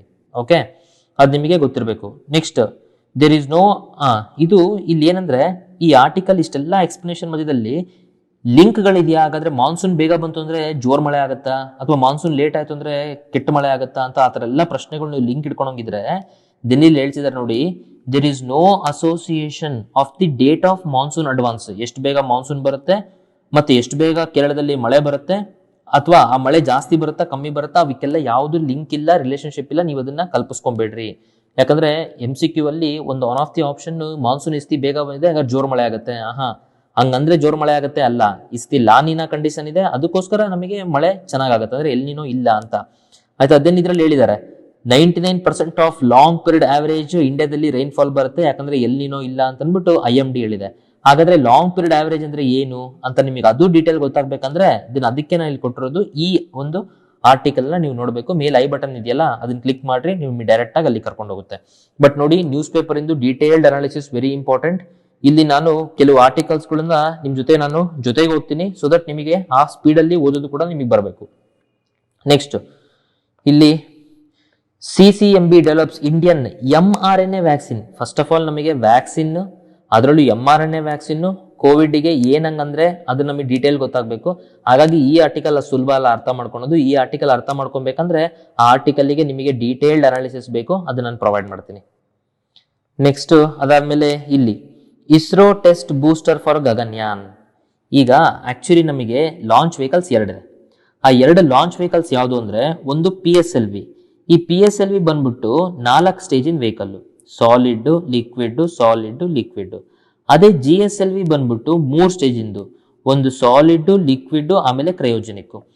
ಈ PSLV ಜಾಸ್ತಿ ವೇಟ್ ಅನ್ನು ಕ್ಯಾರಿ ಮಾಡೋದಕ್ಕೆ ಆಗೋದಿಲ್ಲ, ಯಾಕಂದ್ರೆ ಇದಕ್ಕೆ ಫ್ಯೂಯಲ್ ತಗೊಂಡೋಗೋದು ಲಿಮಿಟೇಷನ್ ಇದೆ. ಅದೇ GSLV ಜಾಸ್ತಿ ವೇಟ್ ಅನ್ನ ಕ್ಯಾರಿ ಮಾಡುತ್ತೆ, ಯಾಕಂದ್ರೆ 3rd ಸ್ಟೇಜ್ ಇದೆಯಲ್ಲ ಇದನ್ನ ಕ್ರಯೋಜೆನಿಕ್ ಇಟ್ಟಿದೀವಿ. ಕ್ರಯೋಜೆನಿಕ್ ಅಂದ್ರೆ -150 250 ಡಿಗ್ರಿನಲ್ಲಿ ಹೈಡ್ರೋಜನ್ ಮತ್ತೆ ಆಕ್ಸಿಜನ್ ನಾವು ತಗೊಂಡೋಗೋದ್ರಿಂದ ಫ್ಯೂಯಲ್ ನ ಲಿಕ್ವಿಡ್ ಇದರಲ್ಲಿ ನಾವು ಇಟ್ಬಿಟ್ಟು ಕಂಪ್ರೆಸ್ ಮಾಡ್ಬಿಟ್ಟು ಫ್ಯೂಯಲ್ಗೆ ಜಾಸ್ತಿ ಜಾಗ ತಗೊಳ್ಳಿಲ್ಲಂಗೆ ನಾವು ಹೋಗೋದ್ರಿಂದ ಇದು ಜಾಸ್ತಿ ವೇಟ್ ಅನ್ನ ಕ್ಯಾರಿ ಮಾಡುತ್ತೆ. ಆದ್ರೆ ಇವೆಲ್ಲ ವೇಟ್ ಹೋಗ್ತಾ ಸ್ಪೀಡ್ ಆಗುತ್ತೆ. ಆದ್ರೆ ಇನಿಷಿಯಲಿ ಇದು ಈಗ ನಾವು ಗಗನ್ಯಾನ್ ಪ್ಲಾನ್ ಮಾಡ್ತಿದೀವಿ ಅಂದ್ರೆ, ಗಗನ್ಯಾನ್ ಅಂದ್ರೆ ಏನು, ಮನುಷ್ಯರನ್ನ ನಾವು ಸ್ಪೇಸ್ ಅಲ್ಲಿ ಬಿಡೋ ತರ. ಇದನ್ನ ಮಾಡ್ಬೇಕಂದ್ರೆ ಇನಿಷಿಯಲಿ ಅಷ್ಟು ವೇಟ್ ಎತ್ತಬೇಕಾದ್ರೆ ತುಂಬಾ ಸ್ಟಾರ್ಟಿಂಗ್ ಎನರ್ಜಿ ಬೇಕು. ಹಾಗಾಗಿ ಈ CN ಸಾಲಿಡ್ ಸ್ಟೇಜ್ ಇದೆಯಲ್ಲ GSLV, ಈ ಸಾಲಿಡ್ ಸ್ಟೇಜ್ ಜೊತೆಗೆ ಅಡಿಷನಲ್ ಆಗಿ ಬೂಸ್ಟರ್ಸ್ ಅಂತ ಇಡ್ತಾರೆ. ಓಕೆ, ಆ ಬೂಸ್ಟರ್ಸ್ ಅಲ್ಲಿ one of the important HS-200 boosters ಅಂತ, ಅದು ಗಗನ್ಯಾನ್ ಇದಕ್ಕೋಸ್ಕರನೇ ರೆಡಿ ಮಾಡಿರೋದು. GSLV Mark 3ಗೆ ಫಿಟ್ ಮಾಡ್ತಾರೆ ಇದನ್ನ. ಅರ್ಥ ಆಗ್ತಿದ್ಯಾ? ಈಗ ಇದ್ರದ್ದು ಟೆಸ್ಟ್ ಆಗಿದೆ, ಅದು ನಮಗೆ ನ್ಯೂಸ್ ಅಲ್ಲಿ ಇರುವಂತದ್ದು. ಒಂಚೂರು ಇಂಪಾರ್ಟೆಂಟ್ ಇದರಲ್ಲಿ ಏನಿದೆ ನೋಡ್ಕೊಂಬರೋಣ ಬನ್ನಿ. ಈಗ ನೋಡಿ, GSLV Mark 3 rocket which will be used for the Gaganyaan mission will have 2 HS-200 booster. ಇದು 20 ಮೀಟರ್ ಲಾಂಗು, ಅವೆಲ್ಲ ಕತೆ ಬೇಡ. ಬಟ್ ಈ ಬೂಸ್ಟರ್ ಯಾವ ಫ್ಯೂಯಲ್ ಇಂದ, ಇಟ್ ಇಸ್ ಅ ಸಾಲಿಡ್ ಪ್ರೊಪನೆಂಟ್, ಇದು ಗೊತ್ತಿರಲಿ. ಇದು HS-200 ಬೂಸ್ಟರ್ ಇದೆಯಲ್ಲ, ಇದು nothing but it's A human rated version. ಅಂದ್ರೆ ಹ್ಯೂಮನ್ ಕ್ಯಾರಿ ಮಾಡೋದಕ್ಕೋಸ್ಕರ, ಮುಂಚೆ ಸ್ಯಾಟಲೈಟ್ ಕ್ಯಾರಿ ಮಾಡೋದಕ್ಕಿತ್ತಲ್ಲ, ಆತರ ಹ್ಯೂಮನ್ ಕ್ಯಾರಿ ಮಾಡೋದಕ್ಕೋಸ್ಕರ ಈಗ ಮುಂಚೆ S-200 ರಾಕೆಟ್ ಬೂಸ್ಟರ್ ಅಂತ ಇತ್ತು GSLV Mark 3 ಅಲ್ಲಿ, ಅದನ್ನೇ ಸ್ವಲ್ಪ ಚೇಂಜ್ ಮಾಡ್ಬಿಟ್ಟು ಜಾಸ್ತಿ ಫೋರ್ಸ್ ಕೊಟ್ಬಿಟ್ಟು HS-200 ಬೂಸ್ಟರ್ ಅಂತ ಮಾಡಿದ್ದಾರೆ. ಅದು ಬಿಟ್ರೆ ನಮಗಿಲ್ಲಿ ಅಂತ ಮತ್ಯಾವುದು ಇಂಪಾರ್ಟೆಂಟ್ ಇಲ್ಲ, ಜಸ್ಟ್ HS-200 ಬೂಸ್ಟರ್ ಬಗ್ಗೆ ನಿಮಗೆ ನ್ಯೂಸ್ ಗೊತ್ತಿರಲಿ. ಇನ್ನ ಅದು ಬಿಟ್ರೆ ಮತ್ಯಾವುದು ನಮಗೆ ಅಷ್ಟು ಇಂಪಾರ್ಟೆಂಟ್ ಇಲ್ಲ. Same thing. ಎಸ್, ಇಲ್ಲಿ ಸೂಪರ್. ಈಗ ನೋಡ್ರಿ ಎಷ್ಟು ಇಂಟರ್ನ್ಯಾಷನಲ್ ಈಕ್ವೇಷನ್ಸ್ ಹೆಂಗಿರುತ್ತೆ ಅಂದ್ರೆ, ನನಗೆ ಒಂದೊಂದ್ಸತಿ ಅನ್ಸುತ್ತೆ ನಾವು ಒಂದು ದಿನ ನ್ಯೂಸ್ ಪೇಪರ್ ಓದೋದ್ ಬಿಟ್ರು ಕೂಡ ಎಷ್ಟು ಇಂಪಾರ್ಟೆಂಟ್ ನ್ಯೂಸ್ ಅನ್ನ ನಾವು ವೇಸ್ಟ್ ಮಾಡ್ಕೊಂತೀವಿ ಅಂತ. ಈಗ ಆಲ್ರೆಡಿ ನಾನು ನಿನ್ನೆ ಇಂಟರ್ನ್ಯಾಷನಲ್ ರಿಲೇಷನ್ಸ್ ಅಲ್ಲಿ ನ್ಯಾಟೋ ಎಕ್ಸ್ಪ್ಲೇನ್ ಮಾಡಿದೆ. ಇಂಟರ್ನ್ಯಾಷನಲ್ ರಿಲೇಷನ್ಸ್ ಅಲ್ಲಿ ನ್ಯಾಟೋ ಎಕ್ಸ್ಪ್ಲೇನ್ ಮಾಡ್ಬೇಕಾದ್ರೆ ನಾನು ಏನ್ ಹೇಳಿದ್ದೆ, ನ್ಯಾಟೋ ಎಕ್ಸ್ಪ್ಯಾಂಡ್ ಆಗ್ತಿದೆ. ಆ ಎಕ್ಸ್ಪ್ಯಾಂಡ್ ಆಗೋದಕ್ಕೆ ನಾನೊಂದು ಮ್ಯಾಪ್ ಕೂಡ ತೋರಿಸಿದ್ದೆ. ಆ ಮ್ಯಾಪ್ ಅಲ್ಲಿ ಈಗ ಆಕ್ಚುಲಿ ರಷ್ಯಾ, ಈ ಕಡೆ ಬೆಲಾರಸ್, ದೆನ್ ಆಮೇಲೆ ಜಾರ್ಜಿಯಾ ಮತ್ತೆ ಉಕ್ರೇನ್, ಈ 4 ಮಾತ್ರ ಈಗ ರಷ್ಯಾ ಕಡೆ ಇದೆ. ಅದು ಬಿಟ್ರೆ ಪಕ್ಕದಲ್ಲಿ ನಾರ್ವೆ, ಸ್ವೀಡನ್, ಫಿನ್ಲ್ಯಾಂಡ್, ಆಯ್ತಾ, ಇಲ್ಲಿ ಯಾವುದು ಫಸ್ಟ್ ಬರೋದು ಎಸ್ಟೋನಿಯಾ, ಲ್ಯಾಟ್ವಿಯಾ, ಲಿಥುವಾನಿಯಾ, ಪೋಲ್ಯಾಂಡ್. ಅರ್ಥ ಆಗ್ತಿದ್ಯಾ? ದೆನ್ ಇಲ್ಲಿ ಕೆಳಗಡೆ ಟರ್ಕಿ. ಈ ಎಲ್ಲಾ ಕಂಟ್ರಿಗಳು ಆಲ್ರೆಡಿ ನ್ಯಾಟೋಗೆ ಸೇರ್ಕೊಂಡ್ಬಿಟ್ಟಿದೆ. ಅರ್ಥ ಆಗ್ತಿದ್ಯಾ? ಅದ್ರ ಜೊತೆಗೆ ಈಗ ಏನು ನ್ಯಾಟೋ ಇದೆಯಲ್ಲ, 30 ಕಂಟ್ರಿಗಳ ಒಂದು ಅಸೋಸಿಯೇಷನ್ ಇದೆಯಲ್ಲ, ಈ ನ್ಯಾಟೋ ಅಲಯನ್ಸ್, ಇದು ಹೆಂಗೆ ಅಂದ್ರೆ ಎವ್ರಿ ಮೆಂಬರಿಗೆ ಒಂದೊಂದು ವೋಟ್ ಇದೆ.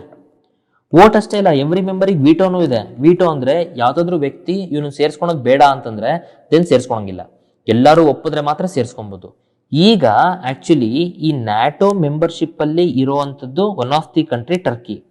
ಈ ಟರ್ಕಿ ಏನ್ ಹೇಳ್ತು, ನಿನ್ನೆ ಸ್ವೀಡನ್ನು ಆಮೇಲೆ ಫಿನ್ಲ್ಯಾಂಡು ಎಲ್ಲವೂ ಕೂಡ ನಾವು ಯಾಕೋ ಸೇರ್ಕೊಳೋದಕ್ಕೆ ಪ್ಲಾನ್ ಮಾಡ್ತಿದೀವಿ, ನ್ಯಾಟೋ ನಾವು ಸೇರ್ಕೊಬೇಕಂತ ಇದು ಮಾಡ್ತಿದೀವಿ, ಯಾಕಂದ್ರೆ ರಷ್ಯಾ ಉಕ್ರೇನಿಗೆ ಅಟ್ಯಾಕ್ ಮಾಡಿದೆ, ಈಗ ಇಲ್ಲಿ ಪಕ್ಕದಲ್ಲಿ ನಮಗೂ ಅಟ್ಯಾಕ್ ಮಾಡ್ಬೋದು, ಭಯ ಆಗ್ತಿದೆ, ನಾವು ಸೇರ್ಕೊಂತೀವಿ ಅಂತ ಹೇಳಿದ್ದಕ್ಕೆ ನೀವು ಸೇರ್ಕೊಬೇಕು ಅಂತ ಪ್ಲಾನ್ ಮಾಡ್ತಿದ್ರಲ್ಲ, ಅದಕ್ಕೆ ನಾನು ಒಪ್ಪಲ್ಲ ಅಂತ ಹೇಳ್ತಿದ್ದೆ ಟರ್ಕಿ. ಅದಕ್ಕೆ ಟರ್ಕಿದು ಯಾಕೆ ನೀನು ಒಪ್ಪಲ್ಲ ಅಂತಂದಾಗ ಇವ್ರು ಇಲ್ಲಿ ಹೇಳ್ತಿದ್ದಾರೆ, ಇವ್ರು ಇದಾರಲ್ಲ ಸ್ವೀಡನ್ ಆಗ್ಲಿ ಫಿನ್ಲ್ಯಾಂಡ್ ಆಗ್ಲಿ ಇವರೆಲ್ಲರೂ ಕೂಡ ಕುರ್ದಿಶ್ ಪೀಪಲ್ಗೆ ಸಪೋರ್ಟ್ ಮಾಡಿದ್ರೆ, ಆ ಕಾರಣದಿಂದ ನಾನು ಒಪ್ಪಲ್ಲ ಅಂತ. ಯಾರು ಇವರು ಕುರ್ದಿಶ್ ಅಂದ್ರೆ, ಸದ್ಯಕ್ಕೆ ಇಷ್ಟೇ ತಿಳ್ಕೊಳ್ರಿ, ಟರ್ಕಿ ಏನ್ ದೇಶ ಇದೆಯಲ್ಲ, ಈ ಟರ್ಕಿ ದೇಶದಲ್ಲಿ ಸೈಡ್ ಅಲ್ಲಿ one of the maximum ethnic group ಇದೆ, ಅವರು ಕುರ್ಡ್ಸ್ ಅಂತ. ಟರ್ಕಿಲ್ ಮಾತ್ರ ಇಲ್ಲ, ಈ ಕಡೆ ಬೇರೆ ಬೇರೆ ಸುತ್ತಮುತ್ತಲು ಕಂಟ್ರಿನಲ್ಲೂ ಇದ್ದಾರೆ. ಇವರೆಲ್ಲ ಸೇರ್ಕೊಂಡು ಕುರ್ದಿಸ್ತಾನ್ ಅಂತ ಒಂದು ದೇಶ ಮಾಡಬೇಕು.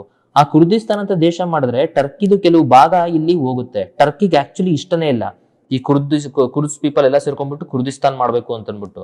ಆದ್ರೆ ಇವೆಲ್ಲ ಕಂಟ್ರಿಗಳು ಅದಕ್ಕೆ ಸಪೋರ್ಟ್ ಮಾಡಿದೆ ಅನ್ನೋ ಕಾರಣಕ್ಕೋಸ್ಕರ ಟರ್ಕಿ, ನಾನಂತೂ ಆಲ್ರೆಡಿ ನ್ಯಾಟೋ ಮೆಂಬರು, ನಾನು ವೀಟೋ ಹಾಕ್ತೀನಿ ಅಂತ ಅನ್ಬಿಟ್ಟು ಈಗ ಇವರು ಅಪೋಸ್ ಮಾಡ್ತಿದ್ದಾರೆ ಟರ್ಕಿದು. ಓಕೆ, ದೆನ್ ಇಲ್ಲಿದೆ ನೋಡಿ, ಅದೇ ತರ ಟರ್ಕಿ ಏನ್ ಹೇಳ್ತಿದೆ, ಮುಂಚೆ ಇದೇ ತರ ಒಂದು ಸಿಚುವೇಶನ್ ಬಂದಿತ್ತು. ಅದು ಯಾವಾಗ ಅಂದ್ರೆ ಗ್ರೀಸು ನಾನು ನ್ಯಾಟೋಕ್ ಸೇರ್ತೀನಿ ಅಂತಂದಾಗ ನಾನು ಅವಾಗ್ಲೇನೆ ವೀಟೋ ಹಾಕ್ಬೇಕಿತ್ತು, ನಾನು ವೀಟೋ ಹಾಕ್ಲಿಲ್ಲ, ಹೋಗ್ಲಿ ಬಿಡು ಅಂತ ಬಿಟ್ಟೆ. ಇವತ್ತು ಗ್ರೀಸು ನ್ಯಾಟೋ ಮೆಂಬರ್ಶಿಪ್ ಆಗ್ಬಿಟ್ಟು ನಮ್ಮಗನಷ್ಟೇ ಗ್ರೀಸ್ ಮಾತಾಡ್ತಿದೆ, ಹಂಗಾಗಿ ಈ ತಪ್ಪು ನಾ ಇನ್ನೊಸ್ತಿ ಮಾಡಲ್ಲಪ್ಪ ಅಂತ ಅನ್ಬಿಟ್ಟು ಹೇಳ್ತಿದೆ. ಯಾಕೆ ಗುರು ರೆಸಿಪ್ ಟೈಪ್ ಎರ್ಡ್ರೋಜನ್ ನಿನಗೆ ಇಷ್ಟು ಕಾನ್ಫಿಡೆನ್ಸ್ ಹೆಂಗೆ ಗುರು ಅಂತಂದ್ರೆ, NATO takes all it's decision by consensus, meaning that each of the 30 members have potential veto. ಒಬ್ರು ಬೇಡ ಅಂದ್ರೆ ಸೇರ್ಸ್ಕೊಳಂಗಿಲ್ಲ. ಹಾಗಾಗಿ ಇವ್ರು ಇದ್ರಲ್ಲಿ ಏನ್ ಮಾಡ್ತಿದ್ದಾರೆ, ರೆಡಿ ಆಗಿದ್ದಾರೆ.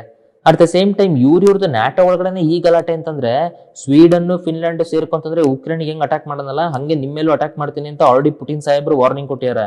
ಅಟ್ ದ ಸೇಮ್ ಟೈಮ್ ನೋಡ್ರಿ, ಇಲ್ಲಿ ಯಾವಾಗ ಫಿನ್ಲ್ಯಾಂಡ್ ನನಗೆ ಸೇರ್ಕೊಂತಿದ್ದೀನಿ ನ್ಯಾಟೋಗೆ ಅಂತ ಅಂದ್ಬಿಟ್ಟು ಡಿಕ್ಲರೇಷನ್ ಸೈನ್ ಮಾಡ್ತೋ, ಅವಾಗ ರಷ್ಯಾ ಎಲೆಕ್ಟ್ರಿಸಿಟಿನ ಸಸ್ಪೆಂಡ್ ಮಾಡ್ಬಿಡ್ತು. ಹಂಗಾರೆ ಎದಕ್ಕೆ ಎಲೆಕ್ಟ್ರಿಸಿಟಿ ಸಸ್ಪೆಂಡ್ ಮಾಡಿದ್ರಿ, ಇದೇ ನಮಗೆ ಬ್ಲಾಕ್ ಮೇಲ್ ಮಾಡಕ್ಕಂದ್ರೆ, ಇಲ್ಲ ನೀವು ಹಳೆ ದುಡ್ಡು ಕೊಡ್ಬೇಕಿತ್ತು, ಕೊಟ್ಟಿಲ್ಲ, ಹಾಗಾಗಿ ಇಂಥ ಸಿಚುವೇಶನ್ ಅಲ್ಲಿ ನನಗೂ ನಡ್ಸಕ್ ಆಗ್ತಿಲ್ಲ, ಪ್ಲೀಸ್ ಅದು ದುಡ್ಡು ಕೊಡಿ, ಆಮೇಲೆ ನೀವು ಎಲೆಕ್ಟ್ರಿಸಿಟಿ ತಗೊಳ್ಳಿ ಅಂತ. ನೋಡ್ರಿ ಹೆಂಗ್ ಈಕ್ವೇಶನ್ಸ್ಗಳು, ಹೆಂಗ್ ಎನರ್ಜಿ ಎಲ್ಲ ಈಕ್ವೇಶನ್ಸ್ಗಳು ಇಂಟರ್ನ್ಯಾಷನಲ್ ರಿಲೇಷನ್ಸ್ ಅಲ್ಲಿ ಮ್ಯಾಟರ್ ಆಗುತ್ತೆ ಅಂತ ನಮಗೆ ಇಲ್ಲಿ ಗೊತ್ತಾಗುತ್ತೆ. ಬಲೆ ರಷ್ಯಾ ಇದು. ಓಕೆ, ಸೊ ಹಾಗಾಗಿ ನೋಡಿ, this is the most important article. ಒಂದಿನೂ ನಾವು ಆರ್ಟಿಕಲ್ ನ್ಯೂಸ್ ಪೇಪರ್ ಓದುವಂಥದ್ದು ಬಿಡಬಾರ್ದು, ಇಟ್ ಈಸ್ ಇಂಪಾರ್ಟೆಂಟ್. ಓಕೆ, ಅದು ನಿಮಗೆ ಅರ್ಥ ಆಗಿದೆ ಅಂತ ಅನ್ಕೊಂತೀನಿ. ನೆಕ್ಸ್ಟ್ ಶೀಟ್ ಅಲ್ಲಿ ಎಕ್ಸಾಮ್ ಪಾಯಿಂಟ್ ಆಫ್ ವ್ಯೂ ಇಂದ ಯಾವುದು ಅಷ್ಟು ಇಂಪಾರ್ಟೆಂಟ್ ಇಲ್ಲ, ಸೇಮ್ ಥಿಂಗ್. ಇದೆಲ್ಲ ನಾನು ನಿಮಗೆ ನ್ಯೂಸ್ ಪೇಪರ್ ಓದಿ ತೋರಿಸ್ತಿರೋದು, ಸೊ ದಟ್ ನೀವು ನ್ಯೂಸ್ ಪೇಪರ್ ಓದಿದ್ದೀರಾ ಅಂತ ಬರಬೇಕು. ಅದರ್ವೈಸ್ ನಾನು ಯಾವುದೋ ನನಗಿಷ್ಟ ಬಂದಿದ್ದು 2-3 ಆರ್ಟಿಕಲ್ ಎತ್ಕೊಂಡ್ಬಿಟ್ಟು ಅದನ್ನೇ ನಾನು ನಿಮಗೆ ಇಡೀ ದಿನ ಎಕ್ಸ್ಪ್ಲೇನ್ ಮಾಡ್ಬಿಟ್ಟು ಇಷ್ಟೇ ಓದಿ ಸಾಕು ಬರುತ್ತೆ ಅಂತ ಹೇಳೋದಲ್ಲ.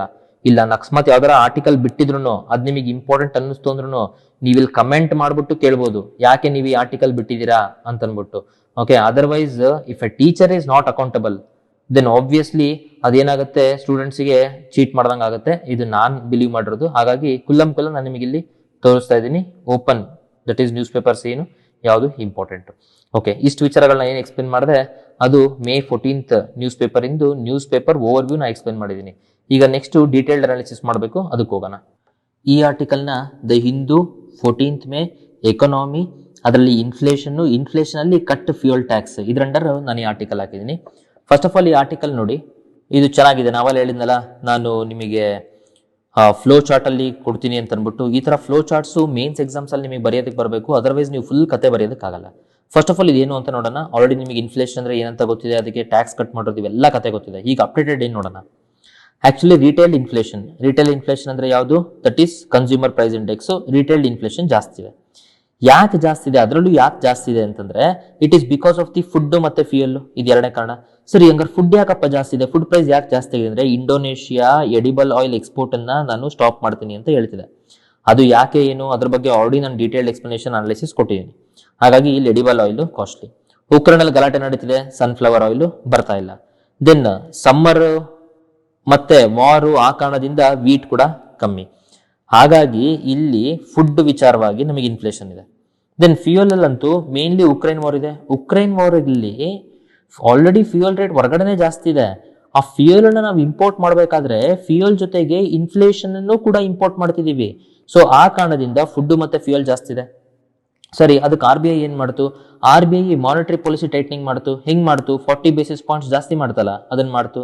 ಸರಿ, ಹಂಗಂದ್ರೆ ಸರಿ ಹೋಯ್ತಾ? ಇಲ್ಲ, ಸ್ಟಿಲ್ ಇನ್ಫ್ಲೇಷನ್ ಏನಿದೆ, ಇನ್ಫ್ಲೇಷನ್ ಕಮ್ಮಿ ಆಗಿಲ್ಲ, ಅಂದ್ರೆ ಇನ್ಫ್ಲೇಷನ್ ಇನ್ನ ಜಾಸ್ತಿನೇ ಆಗಿದೆ.